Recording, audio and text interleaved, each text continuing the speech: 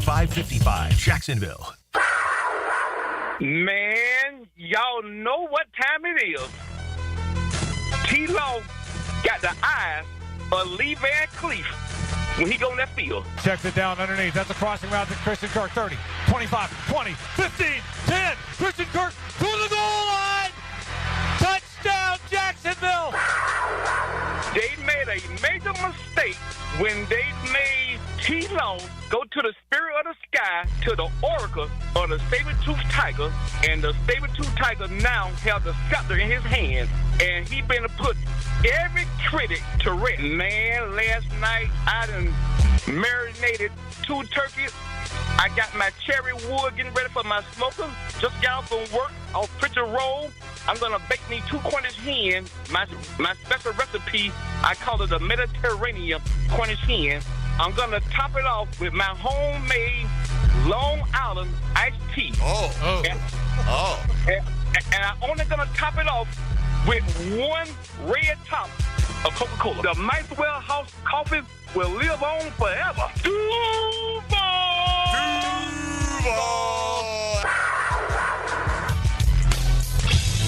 1010XL 92.5 FM presents Jaguars Today with your hosts Mike Dempsey, Tony Smith, Tom McManus, and Dylan Denmark. All right, good. I don't even know what's funny, but good morning, everybody. I found chapstick in my pocket. It was partly that. It was you applying your chapstick right before we go on air. Good. It was you walking in 30 seconds ago, and we yelled at you about Coughlin time, and you told us you did not. I never liked that. Not heed Coughlin time. No. You Once I was done back then. Well, I had to then, Right. but once it was over, no, that didn't carry over into my life. You gotta let people know if you're late. I'll let them know that, but I don't believe in the. I hate people being late. I know. I do. Sometimes You things weren't happen. late. You were just not early. Right. Yeah. I was on time. You're here. What's on time to you? On the air, we're on time. Right. Yeah. But don't stress Boom. me out. No, Don't stress me out You're about that it. stressed. Oh, no. You know I'm coming in What's at some going to point. happen? I don't know. Good morning, You didn't- Tony you Smith. didn't get a Good morning. text. How are you? I'm good. Tony, I can always count on Tony to be punctual, ready to go, Yeah, myriad Tommy. of topics to Yeah. discuss. You guys are just better than I am. We really are. Look at you trying to gravy train the Eagles. Oh, wait, that's the BC Eagles. Tom You're can right. just You're feel it rocking somewhere. right there. Yeah, The- TC. Oh, is that Episcopal? No, it's Oh, BC. I BC. thought so. It's BC. You Colors. see somewhere he can just feel it. Tom McManus is showing up right as the show starts. What's wrong with him? Yeah, exactly. Yeah. Somebody said yesterday, our buddy Jeff, who tweets the program a lot, he sent, I'll find it here. It's not too far back in the timeline, but he said basically, here goes, fun story. Almost hit Tom Coughlin with my truck about a year and a half ago. I don't know who that's fun for, but Really? yeah. I mean, I'm sure. You almost hit him like in a car or walking or what? I'm assuming he was in his truck. I don't know Okay. if Tom was in his car or a pedestrian somewhere. Yeah. I don't know. Well, you remember Tom had that, he got run over by a bicyclist. Remember that? He was on his bike and a guy I ran wouldn't him have over, remembered that until you mentioned broke it. Yes. his ribs and all types of stuff. The guy kept going. And I said to Coach when he told me, I said, man, one time that I wasn't there. Goodness, I wish I was there. I'd have caught him. Been laying some I'd have lumber. said, Coach, I got to borrow your bike. Hang tight. So was it a bicyclist who hit him? Yes. The two bicycles colliding, basically. Correct. Going in the same direction. And Tom went down. I used to ride my bike everywhere back. I didn't have a car. Oh, until, yeah, no I doubt. mean, into my 20s. Like, didn't have my own car. Didn't your parents, like my dad always like, ride your bike. Ride your bike. I didn't even think, it wasn't even a question Yeah. in my house. My parents were like, we ain't paying for your insurance. That's how we were. Yeah. Like, we're like, I can't afford your insurance. Yeah. You get a job and pay for your car insurance. And I'm like, I don't have a car. I ride my bike everywhere. But people, there are a subset of people that like to come up and drive as close to you as possible. And While you're riding your bike. oh yeah, Yeah. you know, Yeah. like, and then there are also a subset of bicyclists that think they own the road. Like you've got the rights to the road gotta too. find balance. You've got your own rights, Right. But you don't have your rights don't don't own the supersede my streets. rights, That's buddy. Right. That's right. All right. Slide it over before I shove a stick in your back spokes and you go flying. All right. I wouldn't do that, but I'm just saying. Yes, he would. He's just saying No, I for would. I legal would. purposes. That's malice. For I would. legal I purposes. would, yeah, for legal. All right, just making that If I clear. just had to. All right. Good morning, Dylan. What's up, Mike? How are you? I was. You got that weekend energy going right now. Yeah, man. I'm kind of ready for the weekend, man. Yeah? I don't have no big plans, but the weekend's almost here. Working Sunday? I am. 10 to noon. Catch me here. 10 to noon. Oh. Popular time. Yeah. You know? Here's what I'd like to know from our listening audience as well, because we usually get these alerts yesterday. Right? Had some issues with the AM signal. I'd like to think we were on the AM signal. Somebody would have tweeted us at some point between 10 and noon. We got nothing. Yeah, we didn't get it. But then here's the thing, because I came in yesterday. I listened to the drill. I listen on AM. I don't know. I like the sound of AM over the sound of FM for talk radio. It's just me, right? So I listened to them and nothing up and what have you. And then I get in the car and the ladies in helmets and heels, first minute or two, I could hear them on the FM, couldn't hear them on the AM. There was a setting that was off from like the night before, which is weird because the drill was on. Yeah. I don't know if we were on yesterday. Right. On the AM side, you mean? Correct. Yeah. Yeah. So anyway. Interesting. Hit us up. Let us know. I don't think I ever listen to AM radio anymore. No? I don't think so. You listen on 92.5? Yeah. Yeah. Yeah. I was like, it's a preset. What's that? Wait, which one? No, it's a preset in the car. What music style do they play? All right, so we're down to our final runoff. This is good. 300 votes in. Okay. Everyone in the final poll of the week determining the worst first-round pick the Jags have ever made, okay? Oh. We did runoff polls earlier in the week to determine the finalists, right? We had 10 candidates. We did 3 separate polls. Gotcha. Right now, the range of votes is between 31.4 and 35.4. Wow.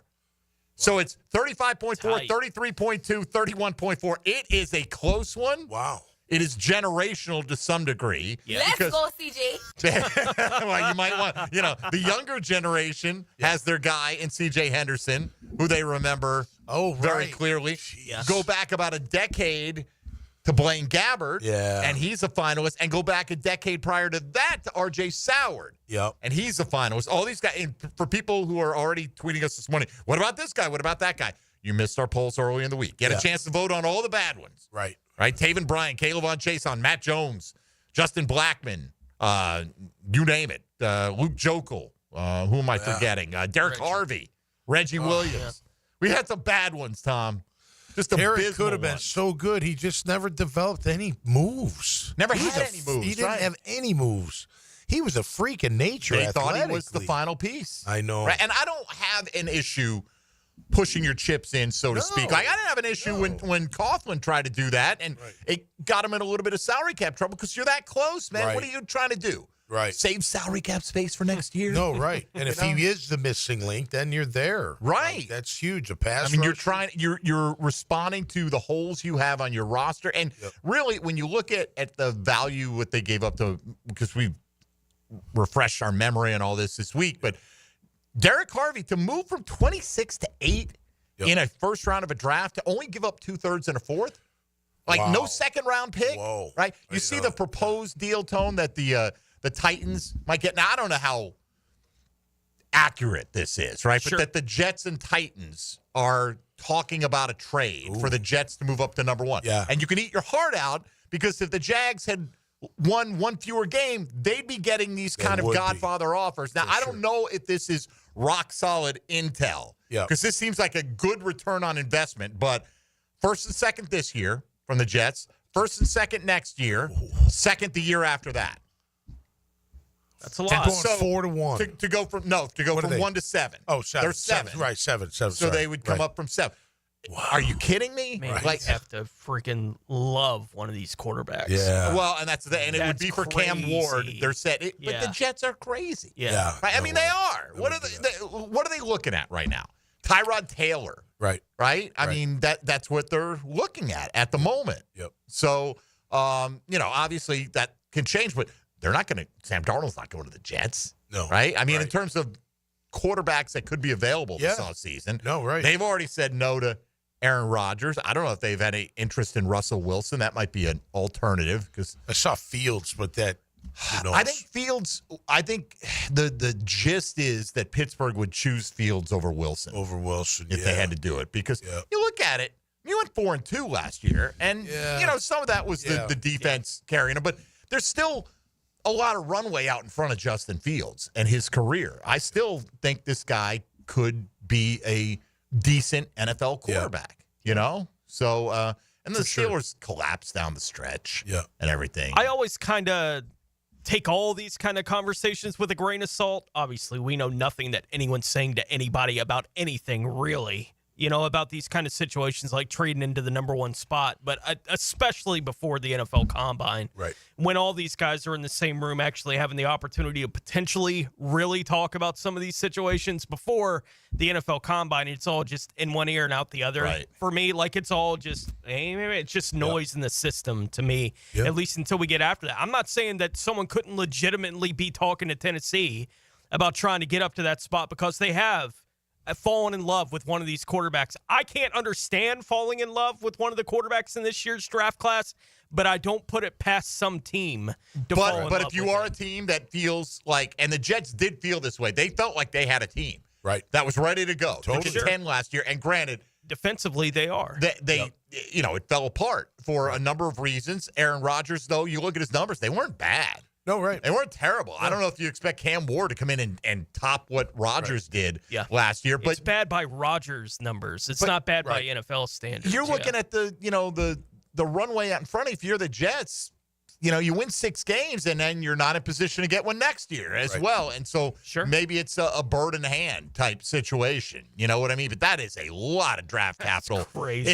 In a year, Tom, when most of the pundits say none of these guys would have gone among the top 5 or even 6 quarterbacks last year in the draft. If Cam Ward, Shedeur Sanders had been in there, they would have been the next guy, like the 7th best last year. And I get it. Every year's class is different. But it's tough when you need a QB or you think you need a QB. And then you're like, am I pressing to get this quarterback? Because we trade up to take Blaine Gabbert instead of taking J.J. Watt. Think about just, look, no disrespect to the QBs, and I'm not talking Trevor at all, but we've missed at QB in the first round quite a bit. At least Gabbert, right? Gabbert Bortles for sure. Was okay. Bortles was Byron pretty was good. all right, and I understood why they.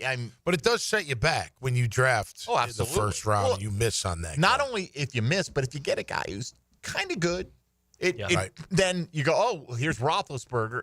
We got a guy who's kind of good, right? So let's look somewhere else. And you're in that kind of mode. You look back, even in the early 2000s. You talk about draft, especially later in the round. We talked a lot this week about how they could have had Lamar Jackson, Taven Bryan instead, who did not make it to the finalists today, but he had his detractors for sure. But I mean, when they drafted Matt Jones, they could have had Aaron Rodgers right there. And what the history of the Jags, that might, out of all the picks where you go, it could have been this, it could have been that. Yep.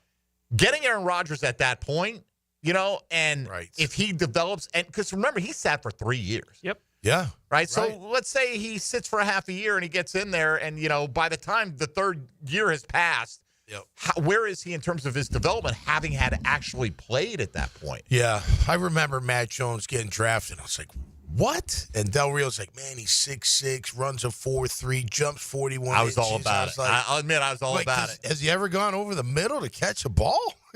Clearly, no. He could not handle any of that. I just remember everyone going crazy because what he did as a QB, and he did. He did. Arkansas had a great year. I mean, obviously, but he never played wide out. And we had Del Rio on like 2 days before the draft. That was a stretch. And I asked, not expecting a straight answer. I said, who are you taking in the first round? He goes, who do you want? I said, give me Matt Jones. So blame me, damn it. Oh, blame me if you want to. Yeah. But we got made a lot of hay out of that over time. All right, over 340 votes already, and this poll's only about an hour old, so that's pretty good early return.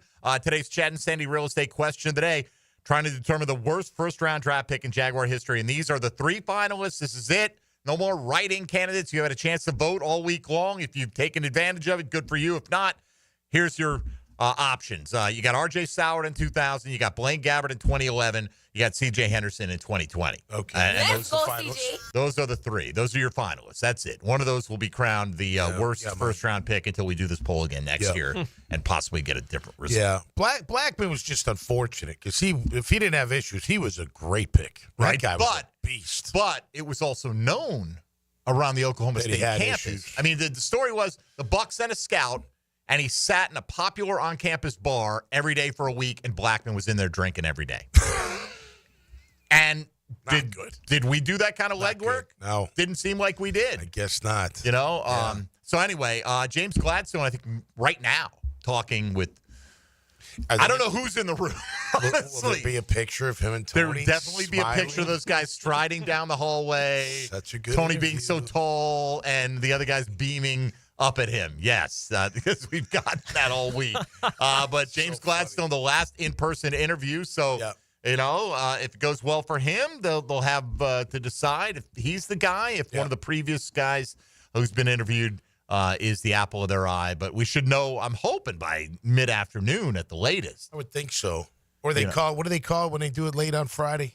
News dump. A news dump. Yeah, right? Friday So night you news can't dump. There's no question reason to dump this news. Right. Like Jaguar, I will say, and again, nothing, like I don't know Ethan Waugh from a hole in the wall, right? But anyone not named Ethan Waugh will drive excitement because it's something new. Sure. It's a break from the bulky tree from Jaguar fans, particularly if it's Ian Cunningham or James Gladstone, who are seen as the two preferred candidates among the fan base. But look, whoever it is, including Ethan Waugh, you gotta hope they do a fantastic job. Yeah, I think with Waugh too but that's why Baselli's there, right?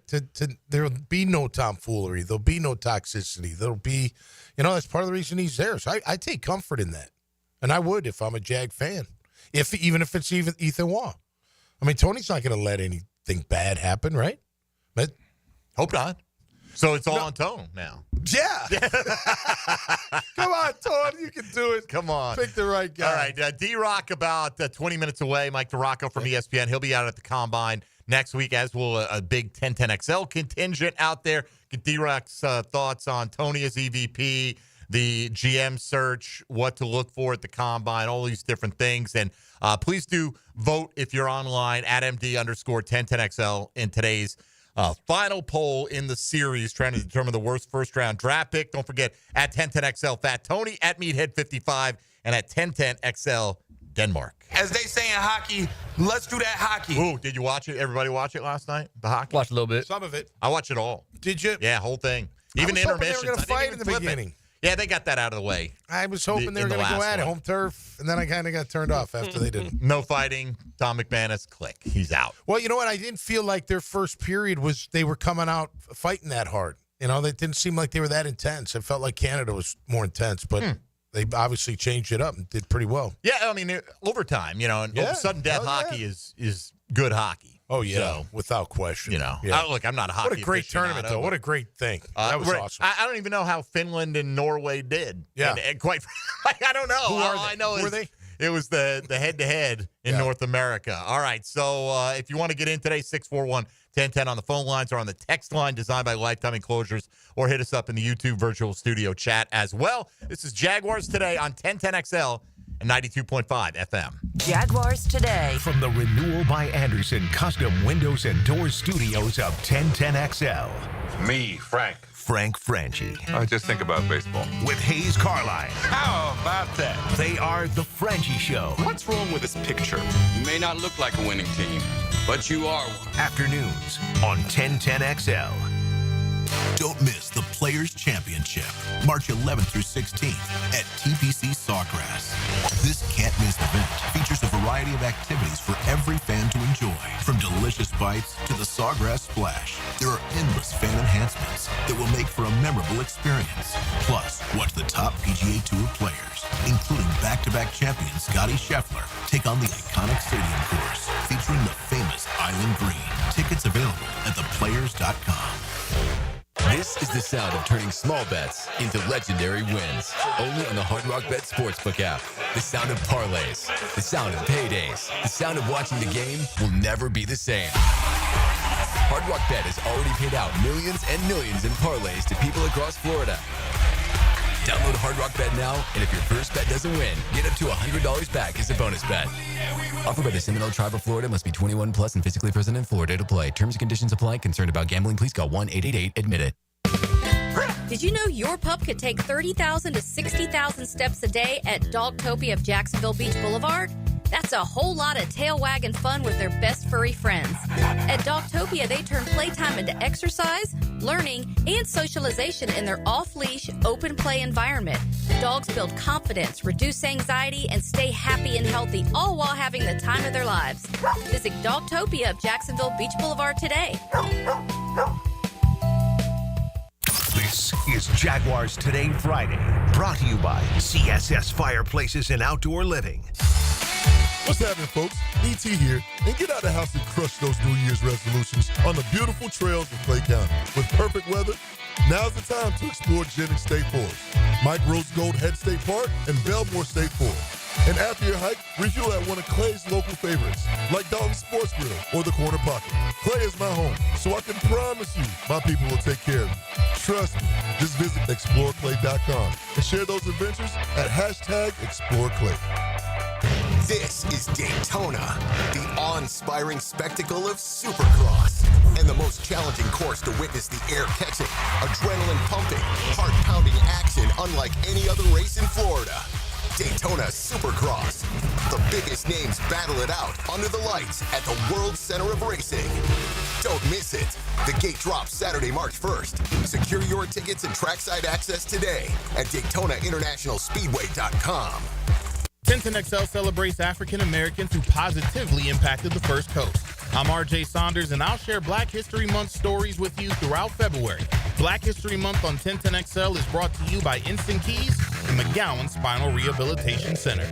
Hey, gang, Prosser here. Are you ready to sell your home? I got an easy game plan. Call Chad and Sandy, the only agents I would call to sell my home. The economy is showing positive signs. It might be time to sell, and your home will get you the price you want with Chad and Sandy. It's easy to find out. Get friendly expert help from the Jacksonville agents who eat, drink, and sleep local real estate. Call agents Chad and Sandy Newman. Maybe you're worried about costly repairs or upgrades needed to sell your home. Guess what? You don't need to. No required costly repairs. Pick your move date. There are no long-term contracts, and you can cancel at any time. But it comes down to the Chad and Sandy guarantee. Your home sold at an agreed-upon price and deadline, or they will buy it. All problems have disappeared. Pete in Lakeshore says, I was in a pickle. I needed to cash out on a rental property fast. I was struggling to rent. I heard Chad and Sandy on the radio, called. I had an offer for full asking price within days. Join the local success stories by calling Chad and Sandy at 904-414-6200 or going to ChadAndSandy.com.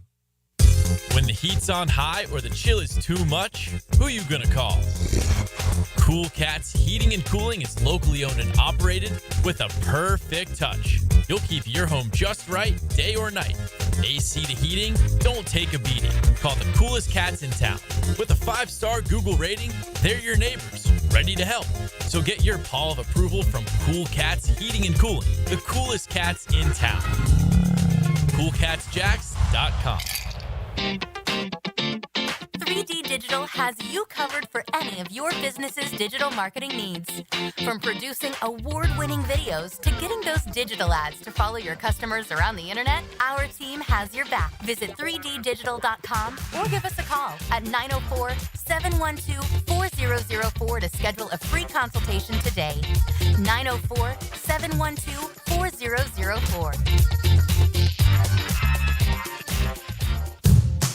Daly's Dash is not only your Jaguars game day stop, but a great place to grab a meal any day of the week. To honor the Jags and the fans, we've crafted the Duval Sub. The Duval comes with freshly sliced turkey, ham, melted cheddar, and habanero jack cheese, topped with crisp lettuce, fresh tomatoes, and a double portion of our secret sauce, all served on a fresh roll.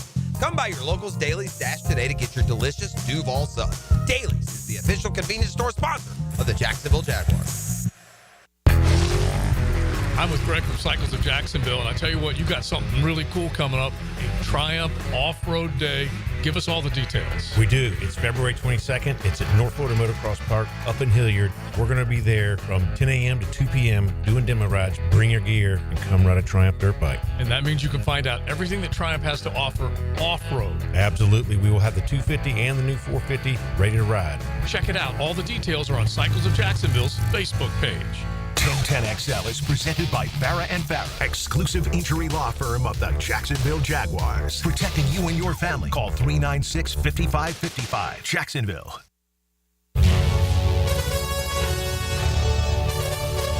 Mac in the Middle, Tom McManus. Brought to you by Renewal by Anderson. A better way to a better window on 1010XL.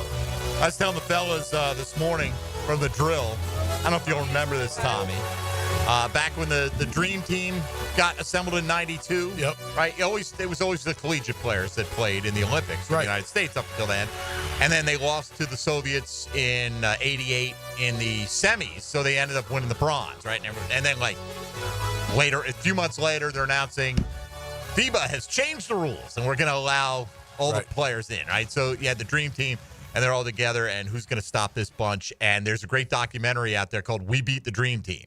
Oh. And it's about the group of college players who would have been the Olympic team that year, basically. Right. With the exception of, like, Christian Laettner, who was picked for the Dream Team. Right. Hurley. And Shaq wasn't on there, which was odd because it was like Shaq or Laettner who was going to be the collegiate player that goes on there. And, like, Shaq was this force of nature, but Laettner was a more seasoned player, had more accolades, things like that. But Shaq was Shaq, right? Yeah. So it was basically, it was like Grant Hill, Penny Hardaway, who'd you have? Jamal Mashburn, Bobby Hurley, Allen Houston, all these guys. And there are only 8 of them. Rodney Rogers, Eric Montross. I think I'm forgetting one. Chris Webber, if I didn't say. Okay, you didn't. Okay, so that was basically the unit. Yep. And they got them together to practice, and the Dream Team's practicing, and they bring them in, and they're like, "You're the select team." They didn't even know what does that mean exactly, right? Yeah. What are we going to do? Are we going to be handing them? They're literally saying in the documentary, "Are we going to be handing them water bottles? What are we going to do for these guys?" So they're running some sets against the collegians, and after a while, and they have film of this. Yeah. There's a closed practice back in '92. And the legend was always, like this team pushed them to the limit, took them down, and basically showed them that, hey, you can't sleepwalk through this. If you show up and try, you're going to dominate. But they came in, and those players are like, this is our chance. Like, first of all, we're ticked off. We're not playing for a gold medal and all this stuff. And they beat them. And they kept score. And at a certain point, you see Chuck Daly go, all right, let's just scrimmage. And they put the score on, and they ran it. You could call timeouts, played it like a game. And they didn't play it like, 48 minutes or 40 minutes or whatever, but they won. Anyway, it's well worth, if you were a basketball fan in the 90s at all, it is so well worth watching. It's only like an hour and 20 minutes. Yeah, I love those type. Oh, it's outstanding. Yeah. Man. I remember the story at the time. They were whispering because there was no film that got out there. In the documentary, it said there's literally one video cassette of that practice. Right. And they showed the clips from it. I mean, there were a lot of clips in it. And these guys were super. These collegians were brash and super athletic. Yeah, I mean, crazy athletic, and they took it to them on That's that first awesome, day. man. The only story I heard was when they did an inter squad. I hear Magic talking about an inter squad. Yes, and how Jordan just took Magic's over. team and Jordan's team, right? And he's like, Jordan just scored every point. He got pissed off and started scoring all these points and stuff. And basically, like, Jordan didn't play a ton in the scrimmage, but he did play. Yeah. Right? And, okay, so take Jordan off the Dream Team, and you're telling me that group of 10 other Hall of Famers shouldn't have beat up a bunch of college kids, right? No doubt. Anyway, it's fantastic. Yeah. So I know that's off the football path, but. No. I watched, maybe I told Tony, I watched when we were Kings, when my wife was out of town with my daughters, documentary of Muhammad Ali fighting George Foreman over in Zaire. It was unbelievable. Everything that was going on, and then everything they were showing Ali sparring, and the narrator's going. So he brought in bigger sparring partners and would let them beat on him, not in the head, but he would cover up, and he would just stand there in the corner, and they would wha-pow, wha-pow, just so his body would get used to George Foreman hitting him. And which is what he let him do. Exactly. It rope-a-dope, right? So That's where cool. the term it's rope-a-dope a really came cool from. documentary. And, Ali let him punch himself out, basically. Absolutely. And exhausted because it was outside in Zaire, right? It was hot. Yeah. And they had to postpone it because Foreman got a cut like 2 weeks before the fight. They had to postpone it like another 6 months or 6 weeks or something like that. Is George Foreman more famous for the grill now than for his boxing exploits? I don't listen when his prime. Holy cow! Oh, he was. Oh my god! And the funny thing is, like George Foreman became like a born again Christian. You know, like because he was like all about menacing and intimidation and fear, and then he became like Mr. Like, hey, pitchman, George Foreman grill, and he could still beat your butt, Tone, but you know. Well, then he had that late fight. Remember, he fought. Who did he fight when he was like almost 50? He did fight. Like, remember, like for a heavyweight belt. A belt. It was Tommy Morrison, maybe, or might have been. I don't know. Anyway, that was a good. I love those sport documentaries. Those are cool to watch. It was fantastic, really. Like, and because it hit me like right in the right zone of like back then. I played basketball. 6 days a week. Yeah. You know, I mean, he won the heavyweight championship again when he was 45. 45. Who did he beat? Rockman. Who did he beat? Michael Moore. Okay. His last fight was Shannon Briggs, 1997. He was 48. Okay, I thought he fought into his 50s. Yeah, I thought like he did 48 too. Now doesn't seem as old because you see more guys like Pacquiao fought forever, right? Back then, though, it was like you didn't see a lot of heavyweights fight into their 30s a lot of times. Right. It's such a grueling. Well, back then, the heavyweights just pounded each other. You know, there wasn't, Muhammad was the stick and move king. Our day, stand there and punch each other in the face. All right. So, anyway, more people asking, where are these guys in the poll? They were in the earlier polls this week. So just go ahead and vote today. You got 3 options, and they're all super tight. Between 31 and 37% right now. R.J. Soward, Blaine Gabbert, C.J. Henderson, worst first-round pick in Jaguars history. I found the story from SI from 4 years ago someone did with R.J. Soward, right, where they caught up with him and talked about what happened basically in his career, because it does feel like the younger fans among the Jaguars fans have no idea. Right, who is this guy? Right, because he was only here a year. Of the Soward thing, so I have tweeted it out again, so fans can go out there and see it again. The story of R.J. Soward is a sad one. Yeah. Right, like he did it all to himself, but it is like he knows it. That's part of the story that was written up. It's like he knows. He's like, I don't want to see all that stuff. He's like, I might watch a Jaguars game every now and then and the Super Bowl. That's it. Like I can't watch any more of the NFL. It's too depressing for me, and it was the bottle. It's too bad because he had a ridiculous amount of talent. Remember, he beat Dion twice, I think, in one game. Like, I think he only scored the one touchdown, right? And it was on Dion. Yeah. Right? And that's part of the story that got written up. He's like, I scored that touchdown on Dion. And he talked about, like, the process of that play. Yep. And they were nervous about the call and all this stuff. And Burnell told him in the huddle, it's going to you. Yeah. Right? And so he goes out and he lines up and he sees Dion's on him. He's like, I guess I got to run pretty fast on this one. That kind of thing. And so it is like some of the anecdotes that are in there are really cool. Yeah. But there's not a whole lot of them on field because he just wasn't on the field basically ever. Tom was supposedly sending a car service to pick him up or something to make sure he got to the stadium on time. Yeah. And Jimmy and Keenan. You got to do what you got to do. It was Jimmy what it was. and Keenan are part of the story because they're the veterans that they're like. RJ's dad was pumped when RJ got drafted. He's like, he's got these older guys that can calm him down. This will help my son. Right. Didn't work out that way. It did not. No. Well, we'll turn our attention to the wise old sage, Mike DiRocco from ESPN. All right. Going to join us next. Continue the Jaguar end of the discussion. Again, reply here. No other choices? Derek Harvey? What? Yeah. You had a choice to vote for him 2 days ago. Right. He came in third in that poll, by the way. Did he? Yeah. He finished behind Gabbert and Jokel. Both finished as worse picks than Derek Harvey. So he had his chance. I hope you voted the other day. They were all in the same era. Weren't they 3 years apart? We tried to group Monday's poll was all wide receivers because there was so many wide receiver misses. You had Reggie and Matt and Justin Blackman along with Soward. But, then we did the next 3 time-wise fairly close together. And then the last 3 that we did yesterday were all within couple of years, 2018 and 2 from 2020. What was Jokel, 2010? 2011? No, after that. More than 13, I think it was. Yeah, I think it was 13. That sounds right. All right, let's take a time out here. Come back with Mike DiRocco of ESPN. You're listening to Jaguars Today on 1010XL and 92.5 FM. Jaguars Today from the Renewal by Anderson Custom Windows and Doors Studios. The NBA is on 1010XL. Franz Wagner leads the Orlando Magic in a weekend matchup against the Grizzlies. Tonight at 6:30 on 1010 a.m.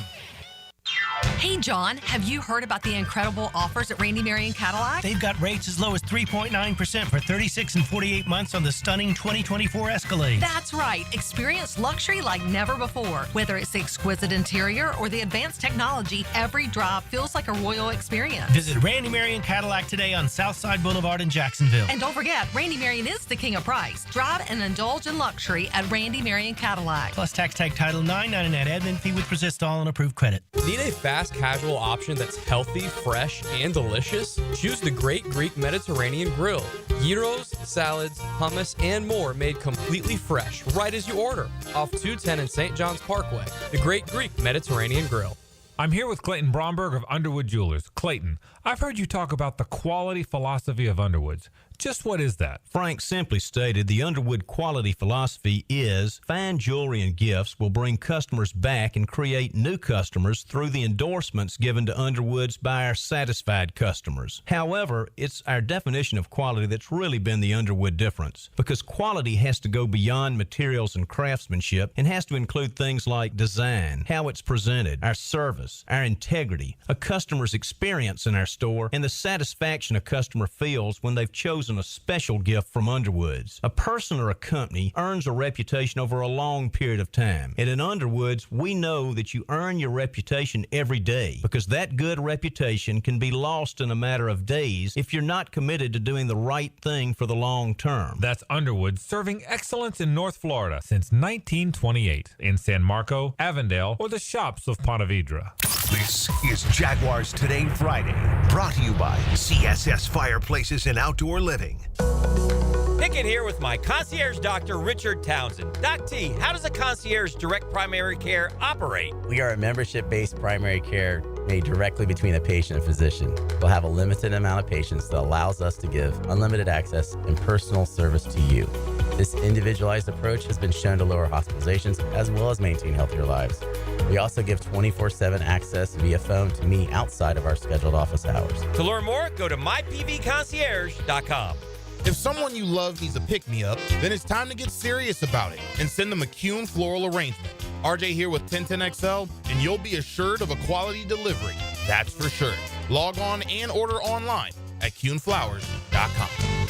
No one knows more about fishing the First Coast than Captain Kevin Faber. The Ring Power Fishing Forecast Show. Reeled in by the Pest Pros at Royal Pest Services. And Awaken 180 Weight Loss. Thursday nights at 6. On 1010XL AM. Have you tried golfing at the improved Cimarron Golf Club? If you haven't, tell you what, you're missing out on the best deal in Jacksonville. Now, many of you have received a postcard in the mail, and of course, if you bring that with you, $45 plus tax to play. That includes a cart, lunch, and a beer at the brand new Stone Barrel Tap House. Now, go to the website, that is CimarronGolfClub.com, and sign up for the Wild One Loyalty Program. That's the Wild One Loyalty Program, and get all of these specials emailed to you from Cimarron. Hi, I'm Malcolm Anthony. When you've been charged with a crime, you don't have to face it alone. I'm here for you. Stay out of trouble, but if you don't, call me. 285-4LAW. That's 285-4LAW in the 904. If you are an experienced electrician looking for your next big opportunity, look no further than the Miller Electric Company, a trusted name in the industry for over 96 years. At Miller Electric, we tackle the biggest projects in the city, offering you the chance to showcase your skills on a grand scale. We believe in rewarding hard work with the best pay, top-notch benefits, and an unbeatable culture where people actually care about each other. Take your career to new heights with Miller Electric Company. Apply today at millercareers.com. Miller Electric, an equal opportunity employer. These days, it feels like everyone is talking about how the American dream of homeownership has become out of reach for so many of us. Well, Rocket is trying to give us more of a chance to own our homes. They're making homeownership simpler and more accessible to more people, turning renters into owners. Rocket believes that every one of us deserves a shot at the American dream. So, are you ready? Own the dream. Visit Rocket.com or call 800-4ROCKET. Hi, I'm Mark Hassan with The Players. The Players is proud to support Habit Jacks in their mission to bring people together to build safe, affordable homes, communities, and hope. Just 18 days until The Players. Hey folks, Nick here for Zero Res, and if you still have a little bit of time for the hottest price of the year on carpet cleaning, maybe you had people over for the game or you're doing early spring cleaning, but in February, only $147 for 3 rooms, plus the 4th room is free. That's right, schedule now and you'll get 3 rooms for $147, and the 4th room is free. Yeah, the 4th room is on me. Hottest price of the year. Zero Res. Spell it forward, spell it backwards. Zero Res. It's the right way to clean. Cerorez. Zero Res. 1010XL is presented by Farah & Farah, exclusive injury law firm of the Jacksonville Jaguars. Protecting you and your family. Call 396-5555. Jacksonville. Tom McManus. Brought to you by Renewal by Anderson. A better way to a better window on 1010XL.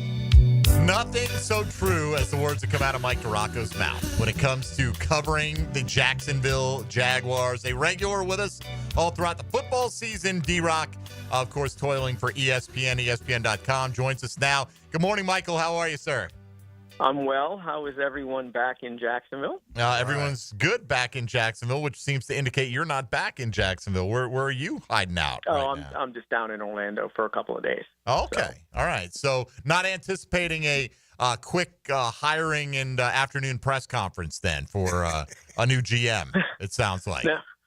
No, I think that hiring, if we base on what the Jags have done already, that hiring will come sometime between 10:49 and 11:50 p.m. tonight. That's sort of kind of where they're making their hiring announcements from now on, apparently. But I mean, I've got everything ready to go. We knew who the 5 finalists were. Stories already and written. Just as soon as we know who it is, out it goes. So, do you have is it 5 different stories that you have written? Like, how does that work when you're not sure who the next guy is going to be? Well, you write 5 different toppers, and then you have the bulk of your background and stuff like that on the Jag situation and Balky's situation, and then you just put the topper on that background, and you're ready to go. What is your overall feeling about the GM process for the Jaguars this time around? Pretty thorough, and that's sort of the way it needs to be. Obviously, it's later than you would like, for sure. But bringing in the 5 finalists for in-person interviews, you had 2 guys from the West Coast, so that's kind of hard. Maybe getting them in earlier in the week, and then you've got to schedule it around some other stuff that's going on and the other guys. But look, they're taking their time, and they want to make sure they get this hire right. You really can't fault them for that. We know that this is going to be what Shad Khan said, coach-centric. That's the way they're going to go. So clearly that means Liam Cohen is I guess the word in charge, the phrase in charge is the right way to do it. So it makes sense then that you're being really thorough with this, because you want to make sure that whoever you bring in, there's a good rapport between those 2 guys, that Cohen has a good feel for whether they will be able to work together without any issues, and if they're on the same page. D-Rock, great to have you on, man. Hey, how much of a chance do you give Ethan Waugh to be the general manager of the Jags? I wouldn't say 0, but if you were asking me to rank the favorites, I would probably go with James Gladstone, Ian Cunningham as the top 2, and then maybe, depending on how the interviews go, he could be as high as 3, but it's not an insignificant chance. To be honest with you, I was a little surprised that they automatically made him a finalist, but I understand that he's been here, he's in the building. He's been essentially helping them out, since they fired Trent Baalke. So I guess it kind of makes sense from that standpoint. I just thought that they would want to go a complete and total, separation from the Baalke regime. D-Rock, you look at the timing of this. Obviously, the Combine's coming up, and we'll get to that here in a few minutes. But, in terms of fleshing out a staff around a GM, there's not going to be any time for that stuff. Some people have thought it curious. I feel like the Jags have plenty of people that they can send to the combine, from their coaching staff to the scouts that are still employed by the team. Is this an area of concern at all for you with the way they're pushing it right up against the scouting combine? No, because these guys have been working, scouting and investigating, evaluating players for the entire, last football season. And that's generally how it works when a new GM comes in, because of all the pre-work that's been done. The new GM gets hired. He works with the staff that's in place through the draft. And then usually if there's going to be some changes, then he makes the changes after the draft, because it's just too late in the process to bring people in and go, okay, start all over. You just don't have time for that. And look, here's the thing. You're going to bring in your top 30 guys for visits. Anyway, as the GM, you'll be in on those visits. So even if you have some differing opinions with some of your staffers, then you'll be able to, talk to these prospects and get a feel for them. And then, you can have your little, conversations, disagreements or whatever. But I mean, this is pretty standard, for the way they're doing it from the scouting standpoint and the scouting staff, personnel staff. What is the first question that you will want to ask the new GM whenever it gets announced? Well, that's actually a good question. I think you guys actually came up with something. Yeah, hey. Well, I hadn't thought about that. I'm still trying to figure out who it's going to be. I think if it's James Gladstone, then obviously there's that clear McVay connection. And then my first question would be, how are you guys trying to be McVay East? Are you going to kind of model your program after the way, or your franchise after the way McVay runs that and the scouting out there? Obviously they didn't take first-round picks for a while. They got rid of them, won a Super Bowl, and then nailed first-round picks. So that's a really, really good organization out there that's running pretty much at this point on autopilot. Is that what you want to do? You want to model this after that, and makes sense with Cohen being from the McVay tree. It makes a whole lot of sense too. Mike DiRocco from ESPN here with us, at ESPN DiRocco out there on social media. Mike, obviously the combine's going to come next, but then the first chance to actually add players to this roster will come with free agency in the middle of March. Is there a guy that would top your list in terms of who you'd like to see the Jaguars target? Yeah, well, I think they have to target two positions. It's got to be right guard and safety, because especially right guard, I think if you can't line up today and play and feel good about who your starting right guard would be. So, obviously the guy at the top of that list is Trey Smith, Kansas City, but he's going to be expensive. And the question, I would have for this GM and for Cohen too as well is, are you viewing this as stopgap to get you or like a bridge right guard, and you're going to draft somebody and you just want to have a guy in place for a couple of years? Or are you looking for your, long-term starter at that spot? If that's the case, the long-term starter, then you've got, like I said, Trey Smith and Mekhi Becton from Philadelphia, but they're going to cost you a lot more money than maybe somebody like Kevin Zeitler from Detroit, who is, I think, 74 years old, but still playing at a very high level, to be honest with you. And there's some other guys like a James Daniels from Pittsburgh. He's coming off a torn Achilles. If you're good with the medical on him, you probably can get a much better deal on a guy like that. And he's still young. He's 27, I think, or will be 27 when the season starts. So, they've got a lot of different ways they're going to go. But, obviously Smith would probably be at the top of the list. What have been your early impressions of Liam Cohen?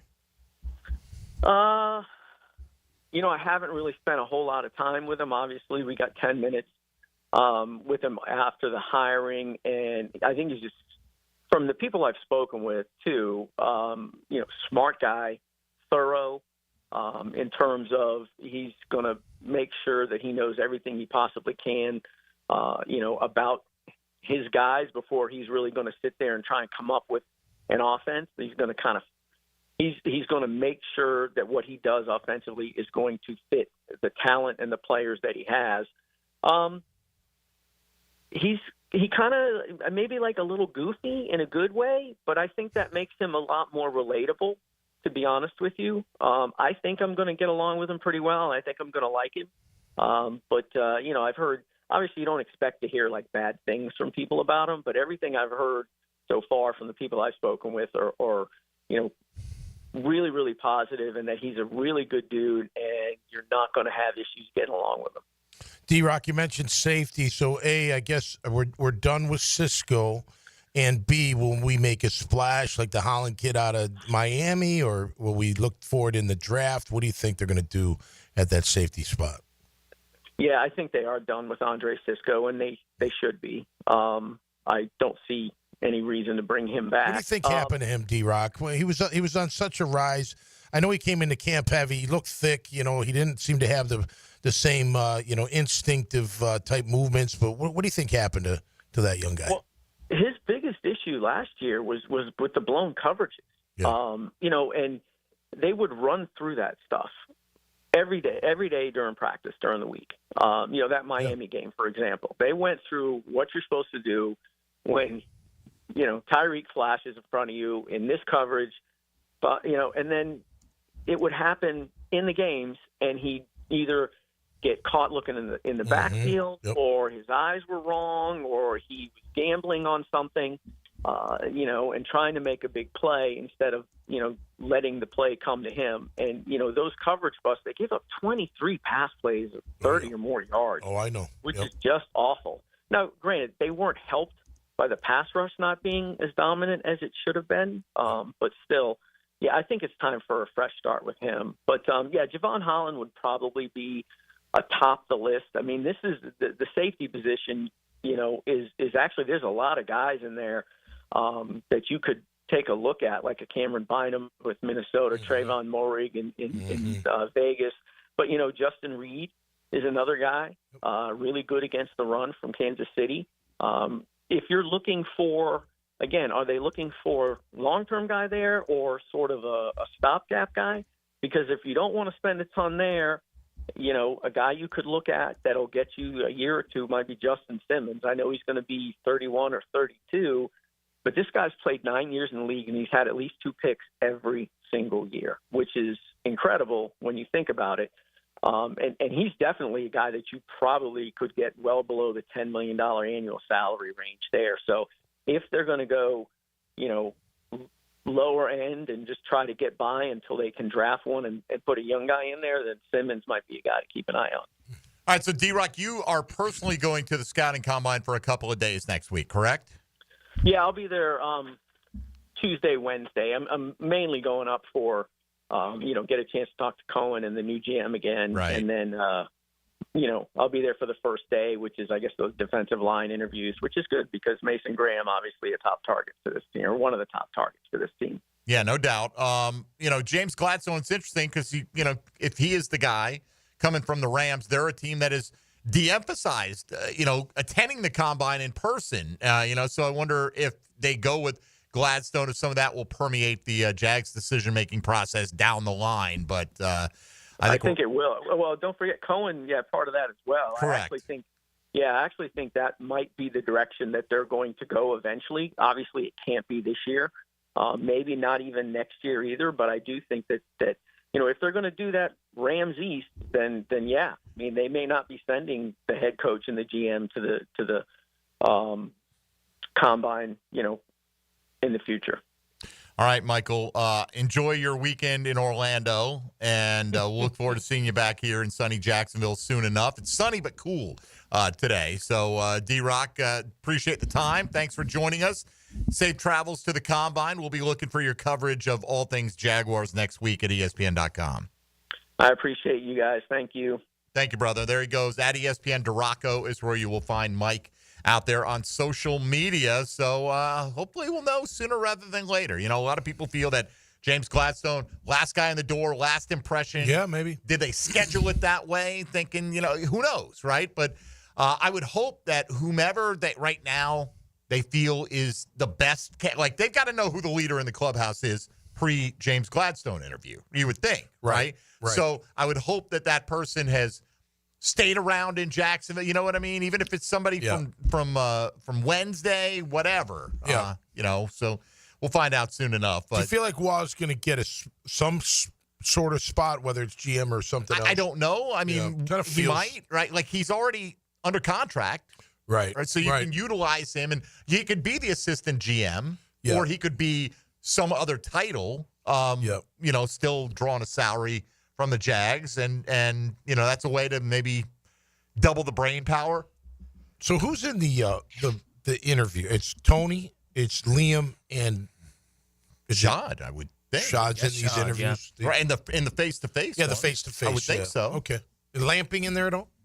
Possibly. He's been maybe. at least a couple of them this week. He's been involved in that as well. Okay. I don't know how much sway he has in the whole thing, but I think it's interesting that look, obviously we want it all to work out, but a first-year head coach with no experience getting that much say. I think he's got the most say, don't you? I think so. Right? And then Tony. I get it, though. Like, you want that to be a good match. I get that, but, man, you're really putting a lot in a guy that's never done it before. Well, look, you're going to have the youngest front office in the league. Yeah. Gladstone's 34, so between front office, head coach, coordinator level guys, their average age, if they hire Gladstone, is like 37 years old among that group. Yeah, it's okay. That's young, though. Yeah, that is. I mean, you're with a lot of guys, first-time GM, first-time head coach. First-time coordinators.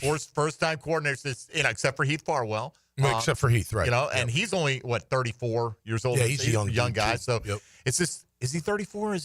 Or is he a little over 4? I'm trying to remember. I think he's around 40. He might be in his early 40s. 40, I might be wrong about Heath. I think you're right about that. Yeah. But either way, their average age is going to, if they hire Gladstone, will be around 37 years old. Won't be much higher if they hired Ian Cunningham or any of these guys. Right. It's not like they're interviewing the ancient crew here. Got an interesting scenario from somebody sent in on Twitter.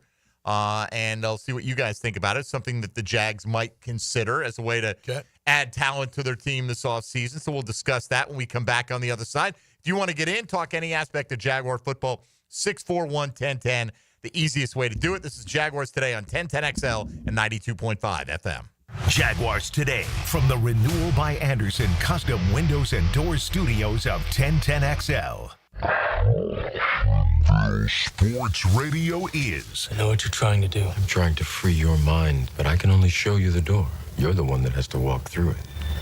You have to walk through it. 1010XL. Don't miss the Players' Championship, March 11th through 16th at TPC Sawgrass.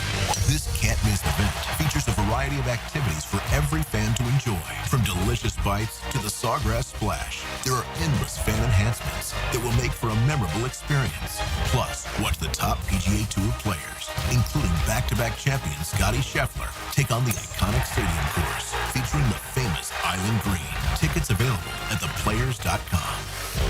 Tired of a plain and boring backyard? Stonecore on Phillips Highway is your one-stop choice to beautify your home. With pavers, stonework, outdoor kitchens, fireplaces, pergolas, and driveways. Visit stonecore.co. We do outdoors better. Florida Home AC wants to make sure you're super cool when things heat up and toasty warm when the temps drop. Indoor comfort for you all year long is what they're going for. Log on to FloridaHomeAC.com to score great deals on an AC tune-up and keep the temperature perfect. Hey, I'm Tony from Tony D's Pizza. People ask me all day long, is it the water that makes the difference? Well, yes and no. Even water can't make a good pizza. It's the ingredients, too. The best tomatoes, the best flour, and the best cheese. Oh, and a lot of love. Tony D's New York Pizza, Bay Meadows and 295. This is Jaguars Today Friday, brought to you by CSS Fireplaces and Outdoor Living. Our slogan, Know Before You Blow, applies to more than just DUI cases. Hi, I'm attorney Lee Lockett of Lockett Law. Battery charges can result in jail time and criminal convictions too, so know before you blow a gasket and hit a loved one or a stranger. Drug crimes like possession of marijuana and cocaine will land you in cuffs too, so know before you blow. In a boating under the influence case, you also have the option to blow or not to blow. So know your options.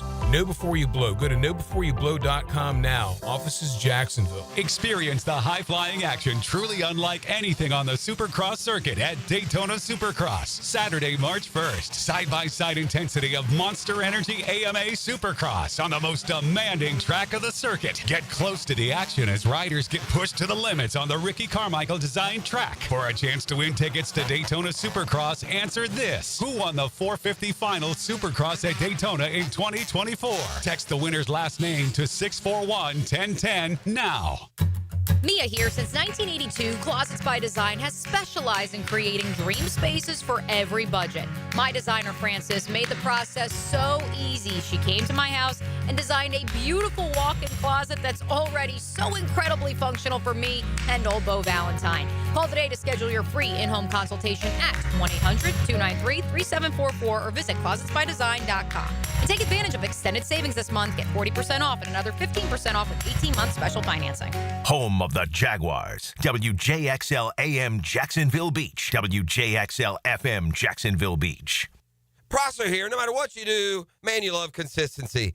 And when it comes to selling your home for Chad and Sandy, good times are bad. They're there to help you, and you're going to get the most that you can. The economy actually showing positive signs. Now may be the time to sell your home at the price you want. And it's easy to find out. Get friendly expert help from the Jacksonville agents who are there for you. My agents, Chad and Sandy Newman. Maybe you need more space with a growing family or working from home. Whatever your reasons, Chad and Sandy come through for you as the local real estate experts I trust and recommend. Chad and Sandy, in fact, will guarantee you this. Your home sold at an agreed-upon price and deadline, or they will buy it. John and Ursula in Green Meadows said, I was not in great health, so we decided to downsize to an easier place to manage. First, we needed to sell our Green Meadows home fast. Unfortunately, after 185 days, our home failed to sell. With another realtor, we made the switch, though, to Chad and Sandy. Sold it in 12 days. You can, too. Go to chadandsandy.com or call 414-6200. Cannonball! Honey, someone's in our pool. Oh, refreshing. John, what are you doing? Oh, hey, Dave. Seeing as how me and the guys at Clearwater Irrigation reinstalled your sprinklers after the pool contractor ripped it out, I thought you wouldn't mind if I took a quick dip. But in a Jaguar print Speedo? Yeah, Dave. My bad. Clearwater Irrigation. We can't sing a lick, but we sure are good at sprinklers. And drainage, too. When you need a mechanic you can trust, call Sam, Harry, or Joe at AA Automotive on Richard Street. From oil changes to complex engine repairs, AA Automotive promises expert service and honest pricing from a local family biz. AA Automotive on Richard Street. Hi, I'm Mac with Baker Glass. If you've got fogged up windows, let me help. We'll replace them with clear, insulated units that brighten up your home. People say we're fast, friendly, and reliable. Just check out our Google reviews. Call me today. Baker Glass. No one treats you better.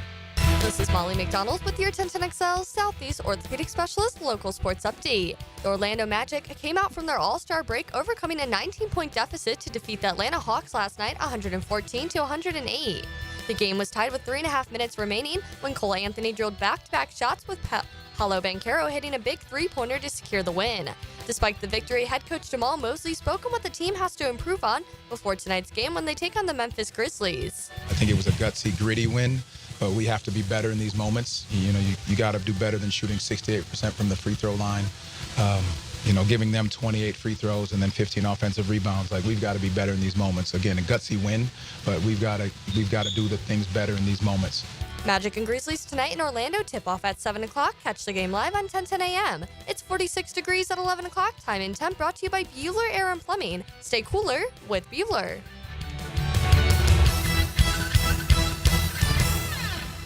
1010XL is presented by Farah and Farah, exclusive injury law firm of the Jacksonville Jaguars. Protecting you and your family. Call 396-5555. Jacksonville.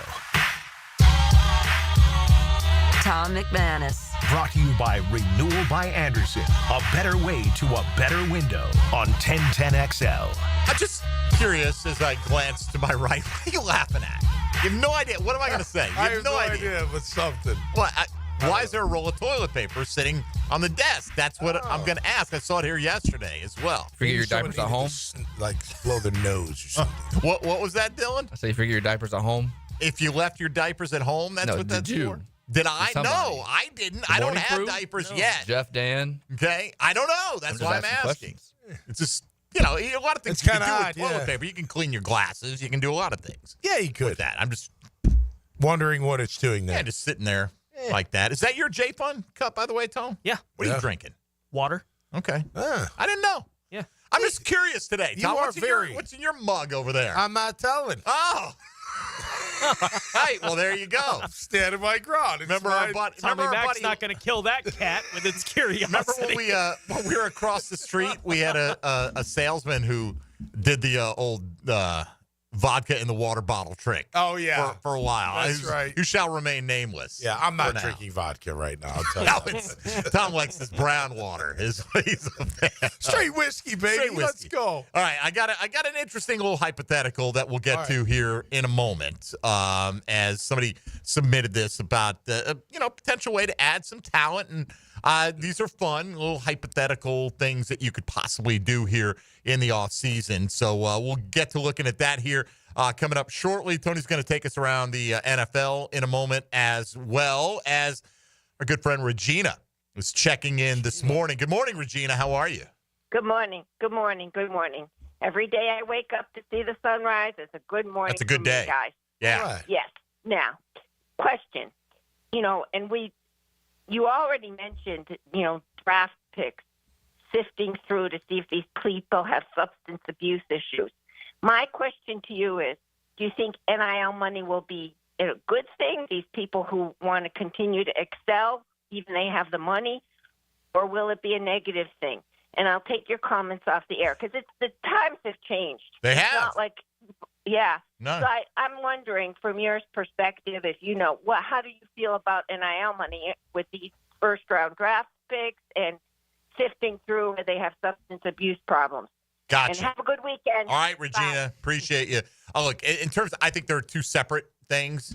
Like, there's always been enough money. Like, if you've got an issue, you don't need a whole lot of money to drink too much in college, right? There are opportunities. You need money for the hard drugs. Right. Exactly. But, no one's having to hide the blue chips thing anymore, right? Like, it's just that's the world now.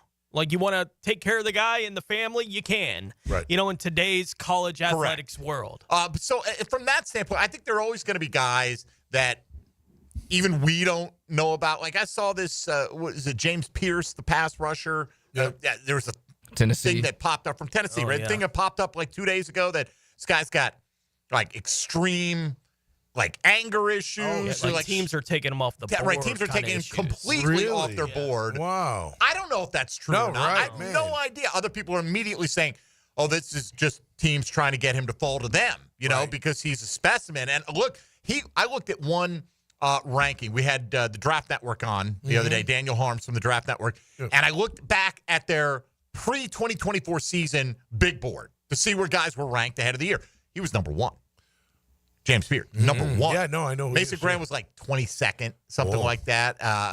Abdul Carter was down there in the late teens. But that doesn't mean things don't change. I'm just saying people have had their eye on him for a while. So I don't, it's not always easy to determine this stuff. We did talk about even off the air today, and we talked about it this week because we're talking about Jaguar first-round busts, that Justin Blackmon, so the story went, the Bucs sent a scout to Oklahoma State and hung out in a popular campus watering hole, and Blackmon was in there drinking every day for a week. And the Bucs took him off the board and said, I don't trust this guy. He's not dedicated. This is the run-up to the draft, right? And so did the Jags do that kind of legwork? So there are guys that can slip through the cracks. Some teams have a better way. But in terms of strictly NIL money impacting that, I don't think that's I think if you're prone to doing that kind of stuff, there was always going to be that opportunity where you're making a couple $1,000,000 or not. In fact, with that money, I think maybe you're more likely to be clean because you don't want to jeopardize that. You get a taste of it. But I think what NIL is going to do is, in a given year, it's going to alter the strength of the draft class because guys can go, hey, like Carson Beck. Right. I'm going to make a couple $1,000,000 this year. People are stealing all my luxury cars. Right, I'm going to get new ones. But you know what I mean? Like, he doesn't need to come out this year. He wants to be the number one overall pick. Maybe he would have been had he come out. Maybe not, know. But I do think it impacts it from that standpoint. Guys can be a little bit more selective. And I don't think anyone's going to do it this year. But there's going to be a time when someone goes, look, if X teams draft me, and maybe they don't make a public announcement, but they let them know through back channels, don't bother drafting me because I will sit out and sit on the $5 million that I've made and I'll train and go into next year's draft. Well, I think what is definitely done is we're not going to have anybody pushing as like redshirt sophomores that I ought to be able to go to the NFL anymore. Yeah, right? you don't Like need that to, kind no. of thing is Yeah. done because now the money is there in college that you don't have to push to get into the NFL. In fact, if you are a premier enough athlete in the college game, you're probably taking less money to go to the NFL, at least early, right, compared to what you might be getting with that NIL money. So it does change some things like that, at least to some degree. I don't know what the long-term impact of any of that's going to be on the NFL, but it does feel like you're going to have a lot more seniors coming, like 4th, 5th year guys. That's going to be a thing again. Everyone's not going to be the 3rd year, I'm eligible, I'm going. Like there's not that pressure on the young men to make that kind of move anymore if they're making decent money playing in college. Not everyone's going to make that kind of money where they're going to make that kind of decision, but I think there's going to be enough young men who are that it'll affect the number of players that are going to be available in the draft at least. I was like, how do they get their money back if the kid doesn't work out? You know, or do I don't know they? if they do. You'd lose it. How do you get your money back if I a don't know player's how a the bust? money on any Well, of it you end up works. cutting him, and then he's done. Right. You're right. I don't know how those contracts are structured. You know, are they multi-year deals? Are they performance-based? When do they get paid? I really don't know all that stuff. I just look because right now, Cooper Flagg, this is a different sport, but he's going to be the number 1 pick in the NBA draft, right? Okay. And might have been going back a few years to his college or his high school days. He was a known commodity, you know. Remember that name. He was a sensation.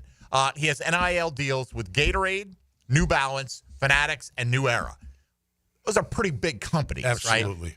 He's got to be making a few million bucks. 5 to 10, maybe. Right? I don't know what Just looking at the valuation, it's $4.3 million. Is that what they say? Because it said I'm reading here. The terms of his deals are undisclosed. But all right, $4 million bucks. Right. So it's not like he needs to jump to the NBA to make the good money. Right. He's making good money right now. But does he have a deal where they say, hey, you make it to the NBA, we double what we're investing or whatever? Maybe it's not double. Well, at that point, it becomes a different deal, I think. You know, it's just like. Well, I mean, you're still with those companies, is what I'm saying. And they're saying, hey, you can make it to the NBA. You're right, but I think at that point, like, those deals probably cover him while he's at Duke. Yeah, is my guess, you know. Yeah. And I'm sure if you're Gatorade and you got Cooper Flagg in your group there, that you're planning on extending that relationship. I think you'll have some guys that the NIL won't affect them. They're still going to come and want to work and want to be great. You know, Cooper Flagg's probably not a great example either because he's going to come in the league and he's going to make all kinds of endorsements. Yeah, right. When you're the number 1 overall pick and there are guys that are kind of exceptions to all of this, right? And it's more the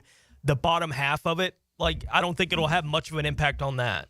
Right. You know, like there's not everyone who's playing college football now is going to be like, no, I'm going back to play college football because of the NIL money. Right. The money for most players will still be better in the NFL than it is whatever they're getting on NIL. But there are whatever that small percentage of athletes there are that you're talking about top of the first round especially, there's less pressure to, I got to jump now. Right? Like Carson Beck's a perfect example. Right. Would he go to Miami and make a bunch if there were of money? no NIL, would he be in the draft or would he have come out? Was he eligible to come out last year? I think he was. I'm sure they come out if there's no NIL money because the money's in the NFL. If there's no NIL money. Yeah. You know what I mean? Well, there's always been some money, right? Well, but in terms of the degree, it seems like, you know, the millions of dollars that some of these guys are making. And, hey, good for them. I'm not opposed to it, you know? So, yeah, I mean, I don't think it changes, though, like, you know, I think if it's in your nature to be a certain way, money's only going to enhance that. That's right. Right? It's only going to amplify it. Regina, always appreciate you. Let's go to Mac on the north side next on Jaguars Today. Hello, Mac. Hey, fellas. Hey, Tommy, happy Friday. Hey, happy Friday, man.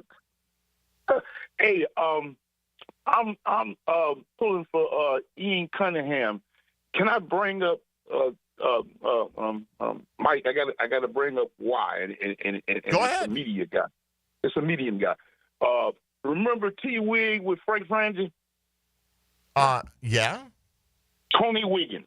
I know we know who T. Wig is. I've known Tony for. He's the one on his podcast that introduced me to Ian Cunningham with Chicago organization.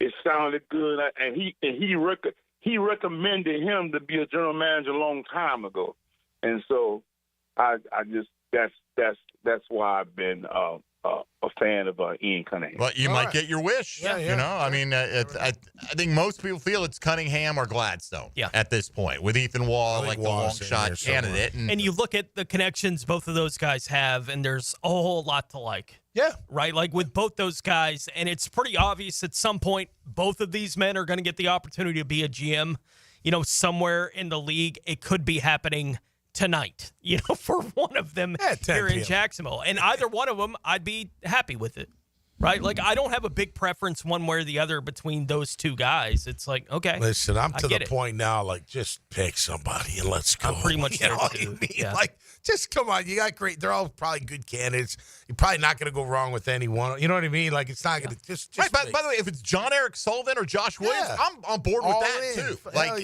new young blood.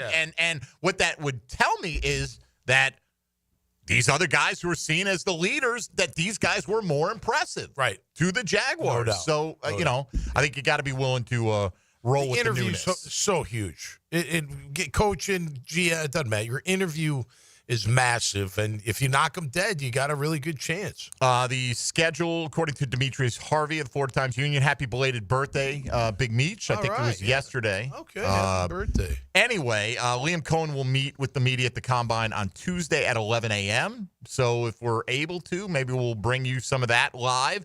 Okay. And the team's GM, whomever that happens to be, we'll talk at 11:30 next Tuesday. That shows confidence that the Jags will get it done by Sunday night, okay? Because they've got to get it done before Monday. Mac, thank you for the call. When we come back, we'll get to that hypothetical that I mentioned, but wanted to prioritize the phone calls coming in, so we'll do that on the other side. You're listening to Jaguars Today on 1010XL and 92.5 FM.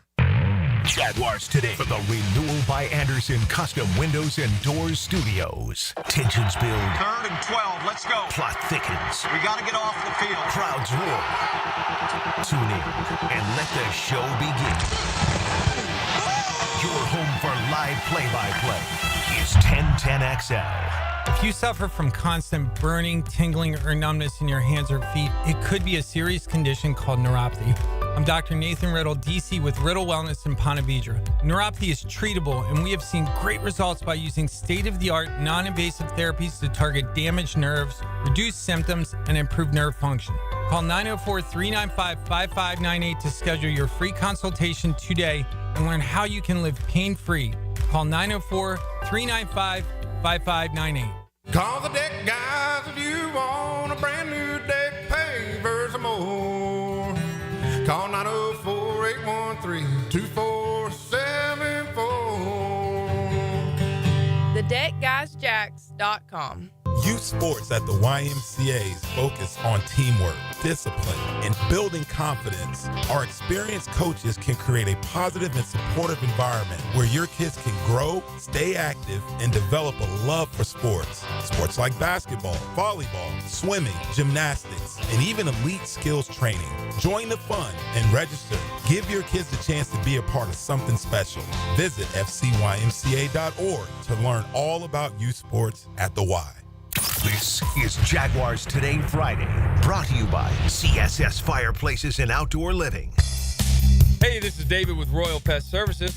The fact that we've been bundled up the past month gave us an idea. Let's bundle up also with our Centricon and Pest Control Bundle, starting at $349.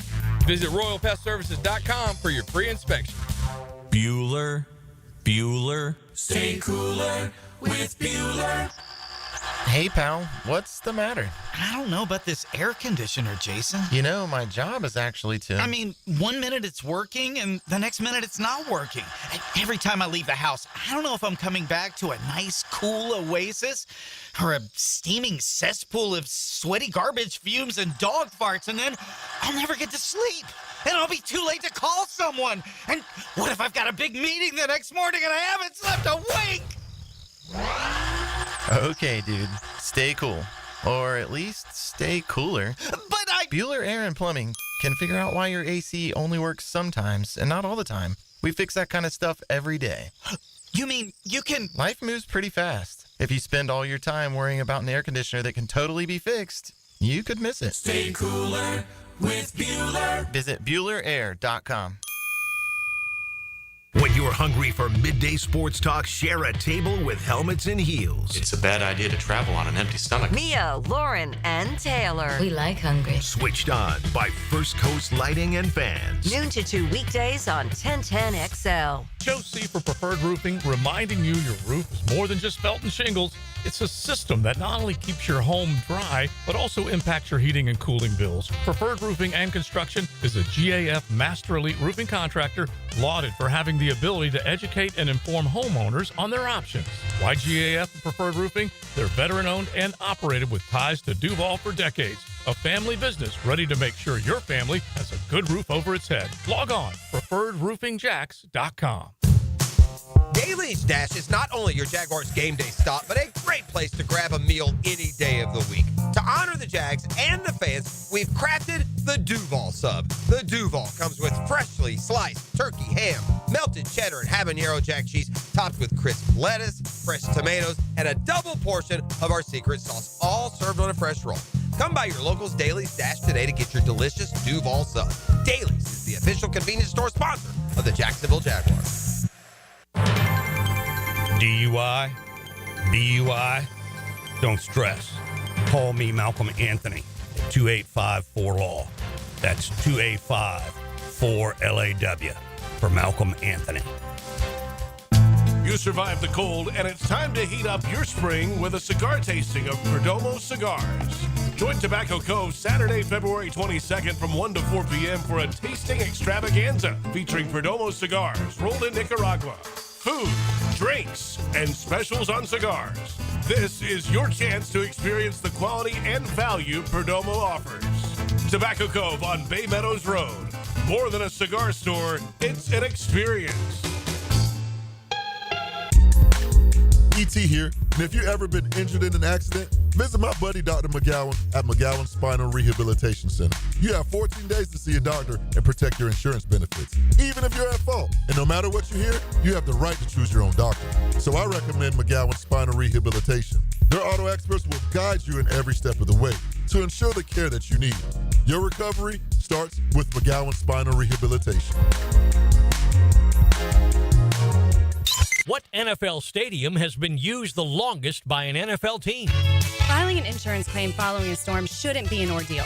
Southern Oak Insurance's claim team prepares for catastrophic situations well in advance. Log on to southernoak.com. Our family protecting yours. Southern Oak Insurance. Green Bay's Lambeau Field has been used by the Packers since 1957, a span of over 60 years. Southern Oak Insurance. Our family protecting yours. 1010XL is presented by Farah and Farah, exclusive injury law firm of the Jacksonville Jaguars. Protecting you and your family. Call 396-5555. Jacksonville. Tom McManus. Brought to you by Renewal by Anderson. A better way to a better window on 1010XL. All right, before we get into hypothetical Jaguar shifting around the roster land, which is coming up, Tony Smith is going to step to the mic and tell us what's happening around the NFL. Now, Gems Around the NFL. Brought to you by Beaches Jewelry and Pawn in Jax Beach.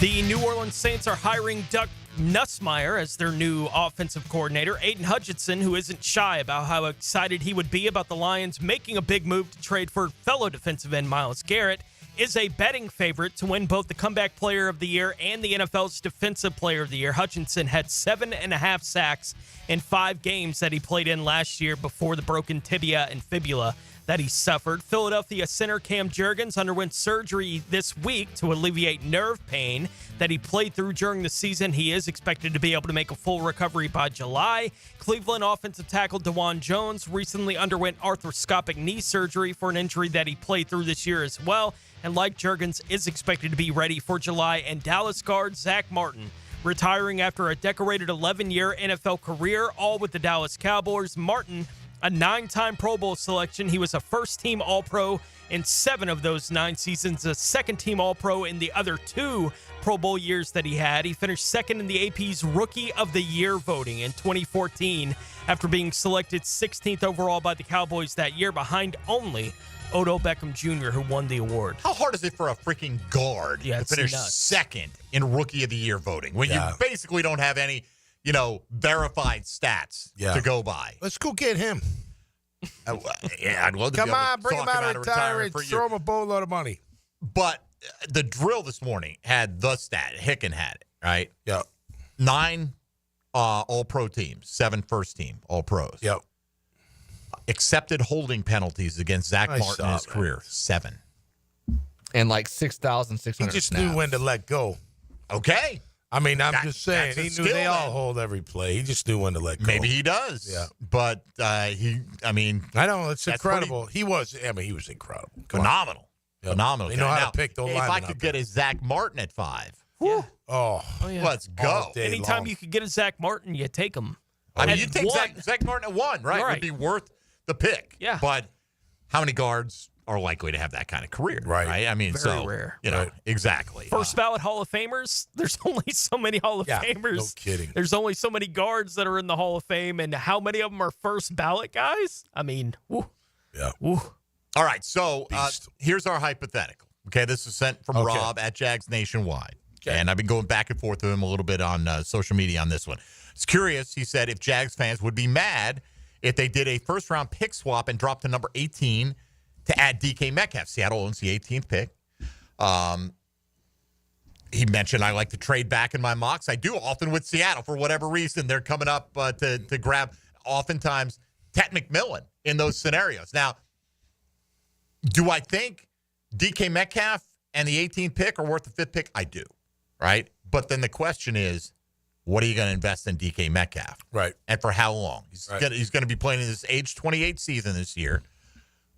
Not old, right? But he's only under contract for 1 more year. Right. So immediately you take on an $18 million cap hit. Now you can renegotiate, and I wouldn't even, if he's not open to signing the extension that the Jags want, like if it's 3 years or whatever they want tacked on, then it's a non-starter for me, because I'm not dropping back there No way. for a 1-year rental. No. But, and then you got to think, all right, what's he going to make? He had a 3-year, $72 million deal, which was $24 million average. At the top of the market now has gone to the mid-30s. Jamar Chase may get 40. But he's not that guy, right? I mean, if you look at the DK numbers, very good, very intimidating physical presence, usually a pretty good yards per catch average. 6 years, Tommy, how many 1,000-yard seasons for DK? 4. He said 3. But the other ones have been the worst has been 900. Last year he had 992. But he's not a he's not a 1,400 yard every guy, year, right? Right? He had one 1,300 yard season. He had an 1,100 yard season. He had a 1,000-yard season, and he's had 3 in the 900s. Very good. Super productive. Generally healthy. Missed 2 games last year, but hasn't missed that many in his career at all, right? Average 14.4 yards a catch. Definitely a deep threat. Not a huge touchdown guy. Yep. He had a couple of double-digit seasons early, last 3 years, and he's only missed like 3 games. 6, 8, and 5. Right? So there's that. I mean, 66 catches for 992 yards and 5 touchdowns. I'm not paying $30 million for that. But do I think I'd get more out of that? And what would that open up for Brian Thomas? Again, if the number was like 25 a year and the Jags could make that work with what they project under the cap, because it's not just like, hey, we could get Ted McMillan with the 5th pick and pay him on a rookie deal. But in this scenario, you're getting Metcalf and the 18th. And pick. the 18th, So maybe you're getting Kenneth Grant out of Michigan. Yeah, there. right. So DK and Kenneth Grant, and nice. DK is going to cost you $25 million a year. Well, I mean, Christian Kirk's cap number is around there as well. Now, you could move on from Kirk, but you can't save all that. But you could in future years. That's going to roll off. Could you imagine? Now, maybe in that scenario, you'd have to move on from Kirk. And you'd have to do something. Could you imagine for 1 year having Brian Thomas Jr., DK Metcalf, and Christian Kirk and Evan Ingram? Right. I mean, so where would you be on this, Tony? What's your interest level of some kind of hypothetical move like that? If he's willing to rework the deal, I'd be at least willing to talk to him about that kind of thing for sure. I think it would mean that you're probably moving on from Christian Kirk. And probably that's fine. That's all right if he's and I'm okay with them finding, all right, we're going to move on from Christian Kirk so we're going to spend big at another wide receiver. That's fine. Like, I'm okay with that being I do think, imagining what it would look like with Brian Thomas Jr. opposite DK Metcalf. Are you kidding? Yeah. Like, he's never played opposite that. No, right. In Seattle. Right. You know, Tyler Lockett's been a really good pro, and he does a lot of really good things. Yep. And Jackson Smith and Jigba came into his own this year, right? Like, those are good football players, but they don't offer anywhere near the kind of whatever the Brian Thomas Jr. thing is. That's not what those guys offer, right, from an NFL perspective. So, yeah, I'd be interested. How do you guys rank position needs for the Jags going in? Like, so if you now this is hypothetical, but like, where do you put another weapon for Trevor on that list? I don't think it's the most glaring need, right? The way it is right now. How would you rank them, the needs right now, if you had to? I think safety's the biggest hole. You do, but I think right guard is probably close to equal to that because you don't know. Like, I don't know who. I mean, they have some safeties, but. Right. Nobody that like the glaring needs at safety and guard are there, right? But that doesn't mean they're my top priorities. Right. Like it's in corner, there's a need there, right? But they can get away. You know, like the other two spots, I don't know who they have on the field.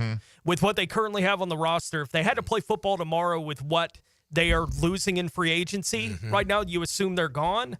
Right. Guard and safety, I don't know who plays those positions for the team. So they are bigger needs, but it's guard and safety. So from a priority level, they are lower than corner would be from an NFL priority. So you have to balance these kind of things out. I don't know. Another playmaker for Trevor would be fourth, fifth at best, probably on that list. But I tell you, like I'm not opposed to. I'm not opposed to it. Brian Thomas, not Ted at all. McMillan. No, right. Brian Thomas, based on last year's, on a trajectory where you might want to extend him after only 2 more years, right? When he's first eligible for that deal, and to have that other guy be on a rookie contract for a portion of that is pretty appealing. How do you rank them? What's your top priorities? I still think interior D-line is number one for me because the caveat is, okay, Eric's going to be inside, but what are we going to get? We're going to get the old Eric Armstead. You know, are we just going to rely on him, Mason Smith, and Jordan Jefferson? Yeah. You know, I think statistically, they got the least impact in the league from their defensive interior last year. Yeah, I think they need to upgrade that. O-line, I mean, look, a guard for sure, but, man, if we go into this season again with the same tackles, I'm going to hope for the best. Do you not think we're going to? I mean, they just extended Walker Little. Well, that was Balky. I understand. I don't know. The contract. I think still Walker in can place. be upgraded. And I think if I'm putting all this money into my QB, I don't want just an okay left tackle. I want someone better. I don't know if they're in the draft. Maybe it's a kid from LSU if he's there. You know, maybe it's a kid from Texas, although they got him all over the place. But I don't know. I put O-line up there pretty high. I think, too, you have to factor in, you know, it depends. First, what are you going to do in free agency, right? That's going to change everything. But once you get to the draft, let's say they got to the draft tomorrow with the same group of needs. People are like, Mason Smith might be the best player. Okay, but let's say you want to get that game-changing receiver, right? Well, let's say Mason Smith grades out of the 98 and Ted McMillan's a 96, okay? But then you get to pick 36 and the defensive tackles you expect to be there are like 85 compared to the wide receivers are 70, right? So even though you're not getting as good a player on the top end, it's what else can you get to pair with them, you know? So and again, if they go Mason Smith or Mason Graham, I'm sorry, I might have said Mason Smith. Yeah, you did. That's okay. They go Mason Graham. Yep. I'm going to do that a million times if they draft him. How about this hypothetical? We have 4 picks in the 3 rounds. Right? We got 2 in the third, 1 in the second, 1 in the first. Correct. Not players, but positions. What do you hope are addressed in those 4 picks? D tackle, guard. It depends. For free agency, it depends. Right? Like to me, like I wouldn't mind them spending one of those third-round picks on an edge rusher, even though it's not the immediate need, because you need that. You need another rusher, right? For sure. And so, corner is, but safety, like if you're going to get a safety that's going to have any kind of impact for you, you're probably going to spend one of the first 3-round picks on him. There's just no depth at that position in this draft, the way they're talking about it. Yep. And again, as it stands now, we could give you one answer. And then after, because we get our mocks this week. Right, they sign a safety in free agency. Okay. Right, Javon Holland, then safety comes way down. Yeah, of course. Same if they sign a starting corner in free agency, goes way down the list. Yep. If they sign Trey Smith to play guard. Right. Then you're not. Then I still want to add beef to that line. I do too. But so I mean, what do you do with Darby? Is Darby gone? Probably. Does he have a big cap hit, or do you just eat it? I don't know. know. It's small. I don't know how big this hit is. They definitely need another corner. Ronald Darby's base salary 2.7. His cap number's 5. Okay.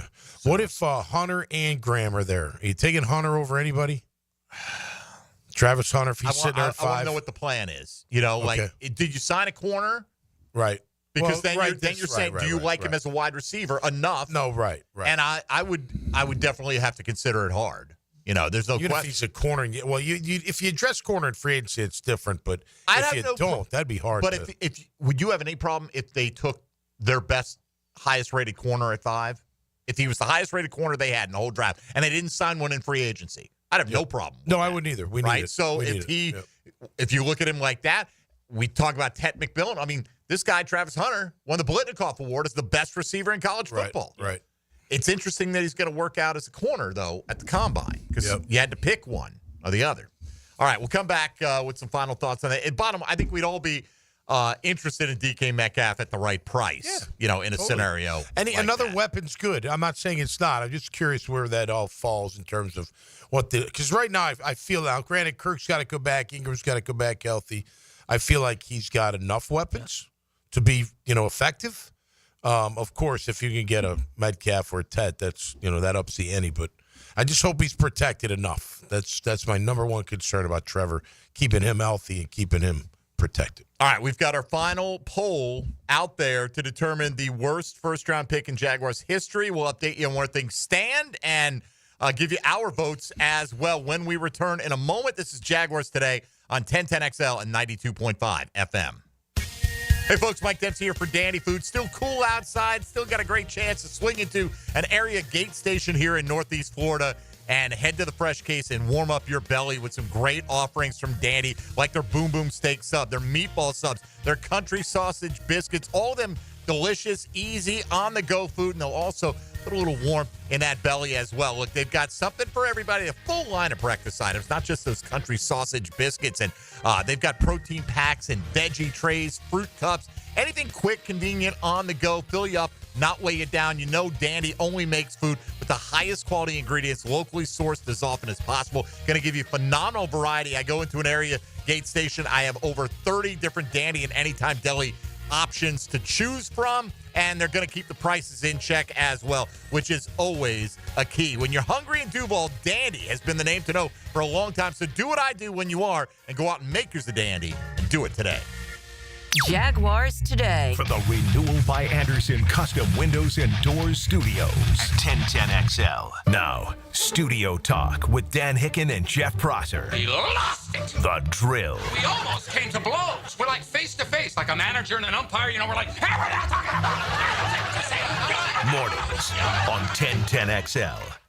Epic Florida Heat is on its way. Epic Cool Heating and Air will check out your AC system and keep you epically cool. Stay epically comfortable and visit epicHVACservice.com. That's epicHVACservice.com. Life is about choices and the decisions you make. I'm David Robbins with Epstein & Robbins. If you're convicted of a DUI, you'll have to face severe consequences. Walking through the doors of the courthouse or appearing at a bond hearing can be extremely intimidating. Without the right lawyer, you're likely to make the wrong decision. Let our team help you make the right decisions in court. Epstein & Robbins, the right choice.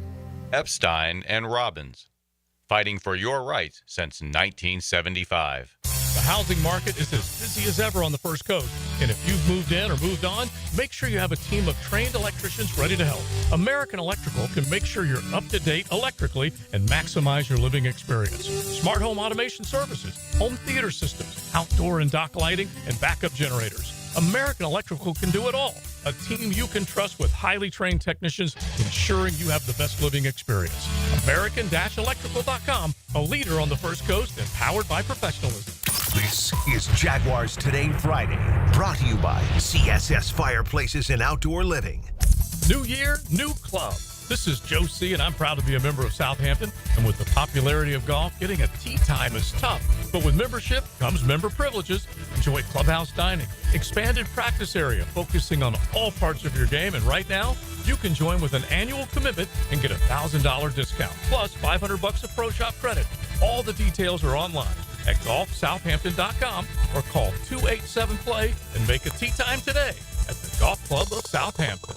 Need or want cash? Beach's Jewelry and Pawn has cash available. Ready to buy guitars, surfboards, jewelry, firearms, tools, and especially gold. They need it all, selling or pawning. Get cash on the spot at Beach's Jewelry and Pawn in Jacksonville Beach. I'm Max Fink on your Gator station. 1010XL is your pipeline to Gator Nation. Listen to the Gator Report all year round. Freshened up by San Jose Collision on the home of the Florida Gators. 1010XL. Go, Gator!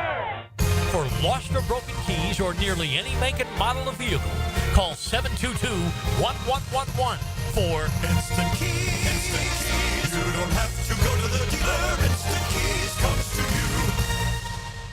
$5,000. That's the average amount of money people in the U.S. are now spending on gas in a year. $5,000. That's crazy. If you drive, you have to download Upside, the free app that gives you cash back every time you get gas. That's right. You can earn real cash back with Upside just by buying the gas you're already buying. You can literally start earning cash back today. I use Upside every time I fill up, and I've already made around $300. You're putting gas in your car anyway. Why not get real cash back? If you like free money, download Upside. I'm saving the cash I earn from using Upside to help pay for a vacation later this year. Download the free Upside app now to earn cash back every time you buy gas. Use promo code LOCAL to get an extra 35 cents per gallon on your first tank. You can cash out anytime right to your bank, PayPal, or a gift card for Amazon and other brands. Just download the free Upside app and use promo code LOCAL for a 35 cents per gallon bonus on your first tank. That's code LOCAL for a 35 cents per gallon bonus.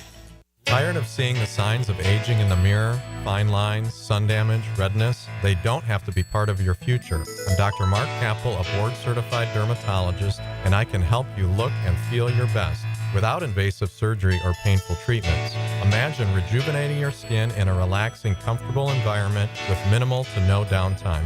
Smooth out fine lines, even skin tone, and restore that youthful glow. Find out how to look and feel your best at Dermagnify.com. Dermagnify.com. Craft beers, food trucks, live music, and more beer at the Riverside Craft Beer Festival this Sunday afternoon at Riverside Arts Market. Get your tickets at riversidecraftbeerfestival.com. Proceeds benefit Community Peds Care and the Rotary Foundation. When you're experiencing sudden, unexpected dental pain, the last thing you want to hear is that your dentist can't see you until next week. That's why I'm so glad I found Harbor Dental Care. Whenever I call, they always find a way to see me within 24 hours, and they can usually fix whatever's wrong the same day.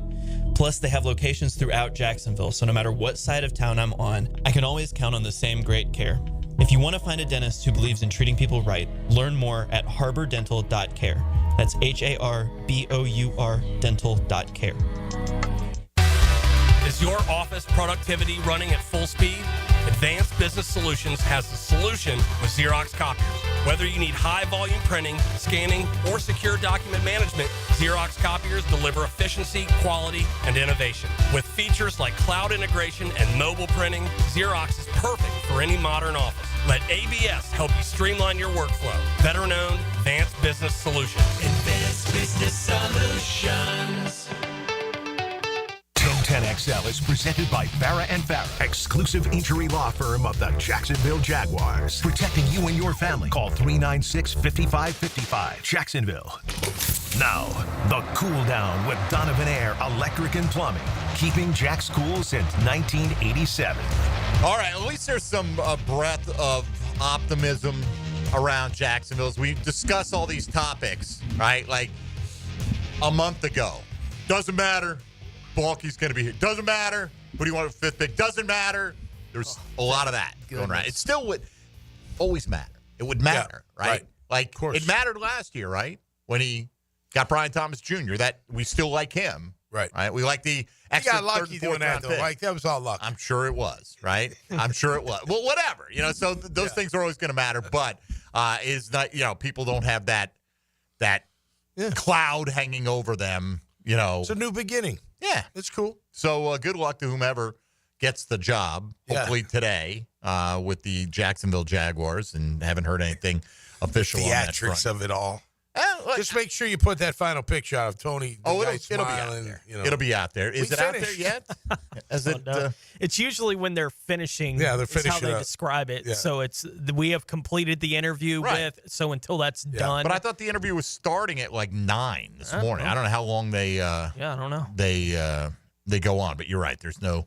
We haven't got. I'm curious to see what pullover Tony will wear today. Yeah, as well. Got to keep it fresh, right? You can't. I think they take those pictures on the way in because everybody's happy. Yeah, you know what I mean? Or unless you're faking smiles on the way out. Yeah, maybe so. That's the way it feels to me. But they don't put it out until after they finish. No, right? the Who interview. cares? Yeah. I don't care. Yeah, it's all marketing. Who cares? Right. Whatever. I have no. Tony and I talked about. It's odd though. There are people that are put off by it. Now, I'm not talking about Jaguar fans. I think Jaguar fans enjoy the fact that there's transparency and you know who the candidates are. So if you choose to do a little research on them, you can. And if not, you're at least nothing. It's not like you're getting blindsided. But once this transparent, it's over after this. Like, you're not going to tell them who. We're not going to, like, what free agents we're going at. No, of course not. Yeah. I wouldn't expect them to. Right. But there are, like, I see, like, an occasional national media guy go, this is very, like, here they are, another interview completed. Like, they're like, this is a strange process that you're doing this, and then other fans then pile on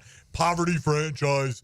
Like, what is the harm in doing this? Nothing. Nothing. Right? No, Keep your fans nothing. engaged, Yeah, right? Yeah. Yeah, it's cool. It's a little theatrical, but whatever. Of course it is. Whatever. But there's no The downside NFL is still to an it. entertainment league. Absolutely. The whole league's on pins and needles of who the GM of the 4-13 Jaguars are going to be. They can't wait. The whole league is not, but they don't cater to the whole league. They cater to their constituents. No doubt. And I do think Jaguar fans, the more hardcore ones, have a thought or at least want to know who it is and want to complete the fresh start. This poll today, still very close. When everyone's drawing in a 3-person poll over 31%, it's pretty damn close. Yeah, right? no So doubt. everyone's getting about a third of the vote. Still time to vote if you haven't already. Got over 530 votes in so far this morning. Heck yeah. And we're trying to determine the worst first-round draft pick in Jags history. If your favorite candidate isn't there, it's probably because they didn't win the runoff earlier in the week, right? So we had 10 candidates. Guys who didn't make the poll today included Reggie Williams, Matt Jones, Justin Blackman, Luke Jokel, Derek Harvey, Taven Bryan, and Kayvon Chason. Those guys didn't make it to the finish line. So today's final poll, R.J. Soward, Blaine Gabbert, C.J. Henderson, each about a decade apart, Tom. Who's the worst first-round pick in Jaguars history, in your opinion? Gabbert hurt us the most, I think, missing on him. He had all, like, you thought when he was coming in, like, man, he could whip it around. He's tall. He is athletic. And then he took his first hit, and you're like, oh, no, that's not going to be good. I remember it, like, vividly. It was, I shouldn't say vividly because I can't remember if it was the Giants or the Jets, but a linebacker blitzed on him and lit his butt up. And he got up, and his eyes were, like, wider than the friggin' full moon. I was like, oh, no, this isn't going to be good. He's never been hit before, like, really, really hit. So, and I think when you miss on a first-round QB, you do set your franchise back. At least a few years. The other two, CJ Henderson, to me, he's not even a blip. Like, whatever. Did he even do anything? Well, that's the point. No, I know. Right. It was a bad pick. That's why he was a bad pick. I know, but I don't know. And then RJ was, you had Jimmy and Keenan still, so I don't think that damaged it too much, but obviously we missed on that pick. Okay. Tony, for you? Yeah, we talked about, as each of these polls went through the week, Tommy, and I know when we were talking about the poll where Gabbert was in it, that Gabbert was my easy answer because just the name. Like, there's a visceral reaction I have to playing Gabbert, and I went over all my reasons for it a couple days ago. I think I still land on Soward as the worst first-round pick in team history. They were in a position that we haven't seen the franchise in very often, if at all. Really in their history where they are drafting at the end of the first round, have an opportunity to maybe get an impact player at the end of the round where this is kind of the next step. It's after 99 when the salary cap's going to be becoming an issue for the football team. And R.J. Soward is able to play 12 games. And the highlight of his career is he caught a touchdown pass against Deion Sanders that he talks about. And he couldn't get his life in order enough to get on the field. Right. in the other 2 years that he was even allowed to be called an NFL player, right? And his career, it's hard to find another player. CJ is kind of in that same category of how little impact they had on the field for. I think RJ is my vote. I think you can make a really compelling argument for all three of these guys, but I'll vote RJ. Dylan, who are you going with, young man? RJ only played 1 year. At least CJ bounced around the league for a couple of years, and then Blaine stuck around the league for a while. RJ, first-round pick, you played 1 year. I lean that way. All right. Like, for me personally, and everyone can look at it differently, once you left this team, I don't care what you did. Yeah. Right? You could have won 10 Super Bowls, and you were a terrible pick because we didn't get anything out of you. Right? So, for people have said, hey, and look, everyone's got their own opinion. That's fine. There's no wrong way of looking at it. But people said, well, Gabbert's gone on to have this many years in the league and da-da-da, so he can't be the worst of these. R.J. Soward only played 1 year. Well, R.J. Soward was also the 29th pick in the draft. Yep. Okay? And you gave up the 16th and the 49th pick to get Blaine Gabbert because you traded up to number 11. So you gave up a first and a second-round pick. And I look at it like C.J. Henderson, he played a little longer than Soward did, but he also spent a top 10 pick on him, right? So that factors in to me. So that kind of evens it out a little bit between R.J. Soward and C.J. Henderson. In terms of the worst NFL career, it's clearly Soward. In terms of the worst pick, I will vote Gabbert because they invested more to make him their first-round pick that year. I guess I was looking at, like, impact that it hurt the team. Like, Gabbert, that really hurt the team. I don't think the other two They weren't here long enough to create scars. But at the same time, Tom Coughlin thought RJ was pushing him across the finish line. I know. And you got zero out of him. I mean, CJ was a terrible selection. Yeah. And the only thing that saved Caleb on Chase on is that CJ is on the board because Dave Caldwell said he was going to take Caleb on in his spot otherwise, or else he would have been in this final poll today as well. But right now, Gabbert, 36.1%, and a tie at 31.9% between Soward and Henderson. This is one of the closer polls you're going to have here. So if you haven't expressed your opinion on that, poll's only been out there for less than 3 hours. You got the rest of the day to do that. At MD_1010XL will give you the final results. Monday, let's say hello to Helmets and Heels. Now, the 2-minute drill. Serviced by Cool Cats Heating and Cooling. Locally owned and operated. We're your neighbors. Find the coolest cats in town at coolcatsjacks.com. All right, LB, Lauren Brooks has arrived. Good morning. Good morning. Last week, it was much more fun talking about your favorite on-field moments for the Jags. This week, it's been all doom and gloom. The worst picks, and there's so many to go through. Well, that's too many. I know.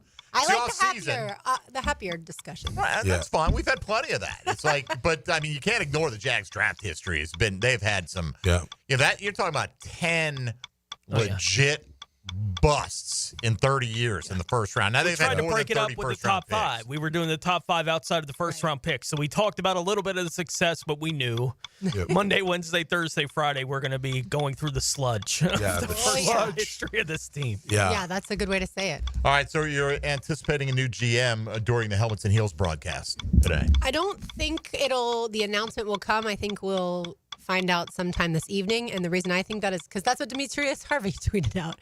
And he's closer to it than me. So if he says presumably this evening, then that's what I'm going with. I think that's what just a lot of people are basing on the fact that it's been announced at that time, all their major decisions. Exactly. At that. I don't. Yeah, don't sleep because you'll miss Jaguars news. Demetrius, a great reporter. I don't know if Liam Cohen said, hey, nothing before 7 p.m. tonight. I'm not sure he told him that. I'll know tomorrow morning around 5 o'clock in the morning. Because once I'm out, I'm not really paying attention to what's going on. Fair enough. I might see it on Twitter at some point. We'll see. But I know for sure in the morning I will know who the new GM is. Just give me fresh blood. That means, sorry, anybody but Ethan Law. For me. It is interesting that James Gladstone is the final one, especially because logistically, it could be that he doesn't even go home. Could be. He has his bag packed, and then on Monday they head up to the combine, or now they're speaking on Tuesday, so I don't know if they're going to fly up on Tuesday. If they pick Wall and Wall was last, everyone would be like, oh, well, you were just waiting for him. And of course they would. Maybe they're throwing us off a bit. Well, who knows? And, I think Ian Cunningham has been, we'll call it the betting favorite, right? Until yesterday. Then Greg Gabriel, who tweeted out that around the league, people think that Gladstone has moved ahead. Based on what? The haircut. But it's like, is Baselli like leaking? Hey, man, we got, with Gladstone, you'd probably, if you want to look smart here, put Gladstone. Yeah. Who's telling them this? No, right. You know what I mean? Or is it maybe they got sources with Ian Cunningham who got the feeling that I'm not their guy? See, my thing with Wall, I don't know who it's going to be, but even if it's him, Tony is the caveat for me. He's going to make sure no, tomfoolery happens, hopefully. So that's his job, and I feel comfortable. And, if it's Ethan Waugh, it's Ethan Waugh. Fair enough. Tony's there with him. Only Tom can say tomfoolery. That's right. Tomfoolery. All right. What else you got today? Yeah, we'll talk about that. And then also Jordan Rodriguez joining us. She covers the Rams out there in California for The Athletic. So maybe we were clairvoyant to book her if it's James Gladstone. But yeah, we'll chat with her, see how the Rams have built a successful organization. And yeah, it's a feel-good Friday. So we will bring the optimism. Maybe Feel 5 good minutes Friday, before, baby. maybe That's right. 5 minutes before she comes on, we find out Josh Williams is the surprise new GM of the Jags. You never know. You just never know. Just never know. Have a great show. Have a great weekend. Thank you so much. Y'all do the same. All right. Thank you very much. Thanks to Mike DiRocco for joining us. No dad bods this weekend, I take it. We were supposed to be at Ragtime tomorrow night, but they closed. So what a bummer. That's tough. That's like the Gong Show. Gong. I so love the Gong Show, man. We could do a whole aside on the Gong Show. But I am going down to St. Augustine today for a little fun. So I'm going to meet an old friend from Boston, my attorney and friend, and my wife and I are going to go down there and have a good time. All right, rip it up, man. For Tom McManus, Tony Smith, have a great weekend. You too. Dylan Denmark, have You a as great well. weekend. And I'm Mike Dempsey. We'll be back Monday. It'll be Combine focused. Yeah, baby. Next week with plenty of reports live from Indianapolis on what the Jaguars are up to, including next Tuesday. Liam Cohen will speak at approximately 11 a.m. And then whomever the new GM is will be about 30 minutes later. So look forward to that. Have a great weekend, everybody. Helmets and Heels is next on 1010XL and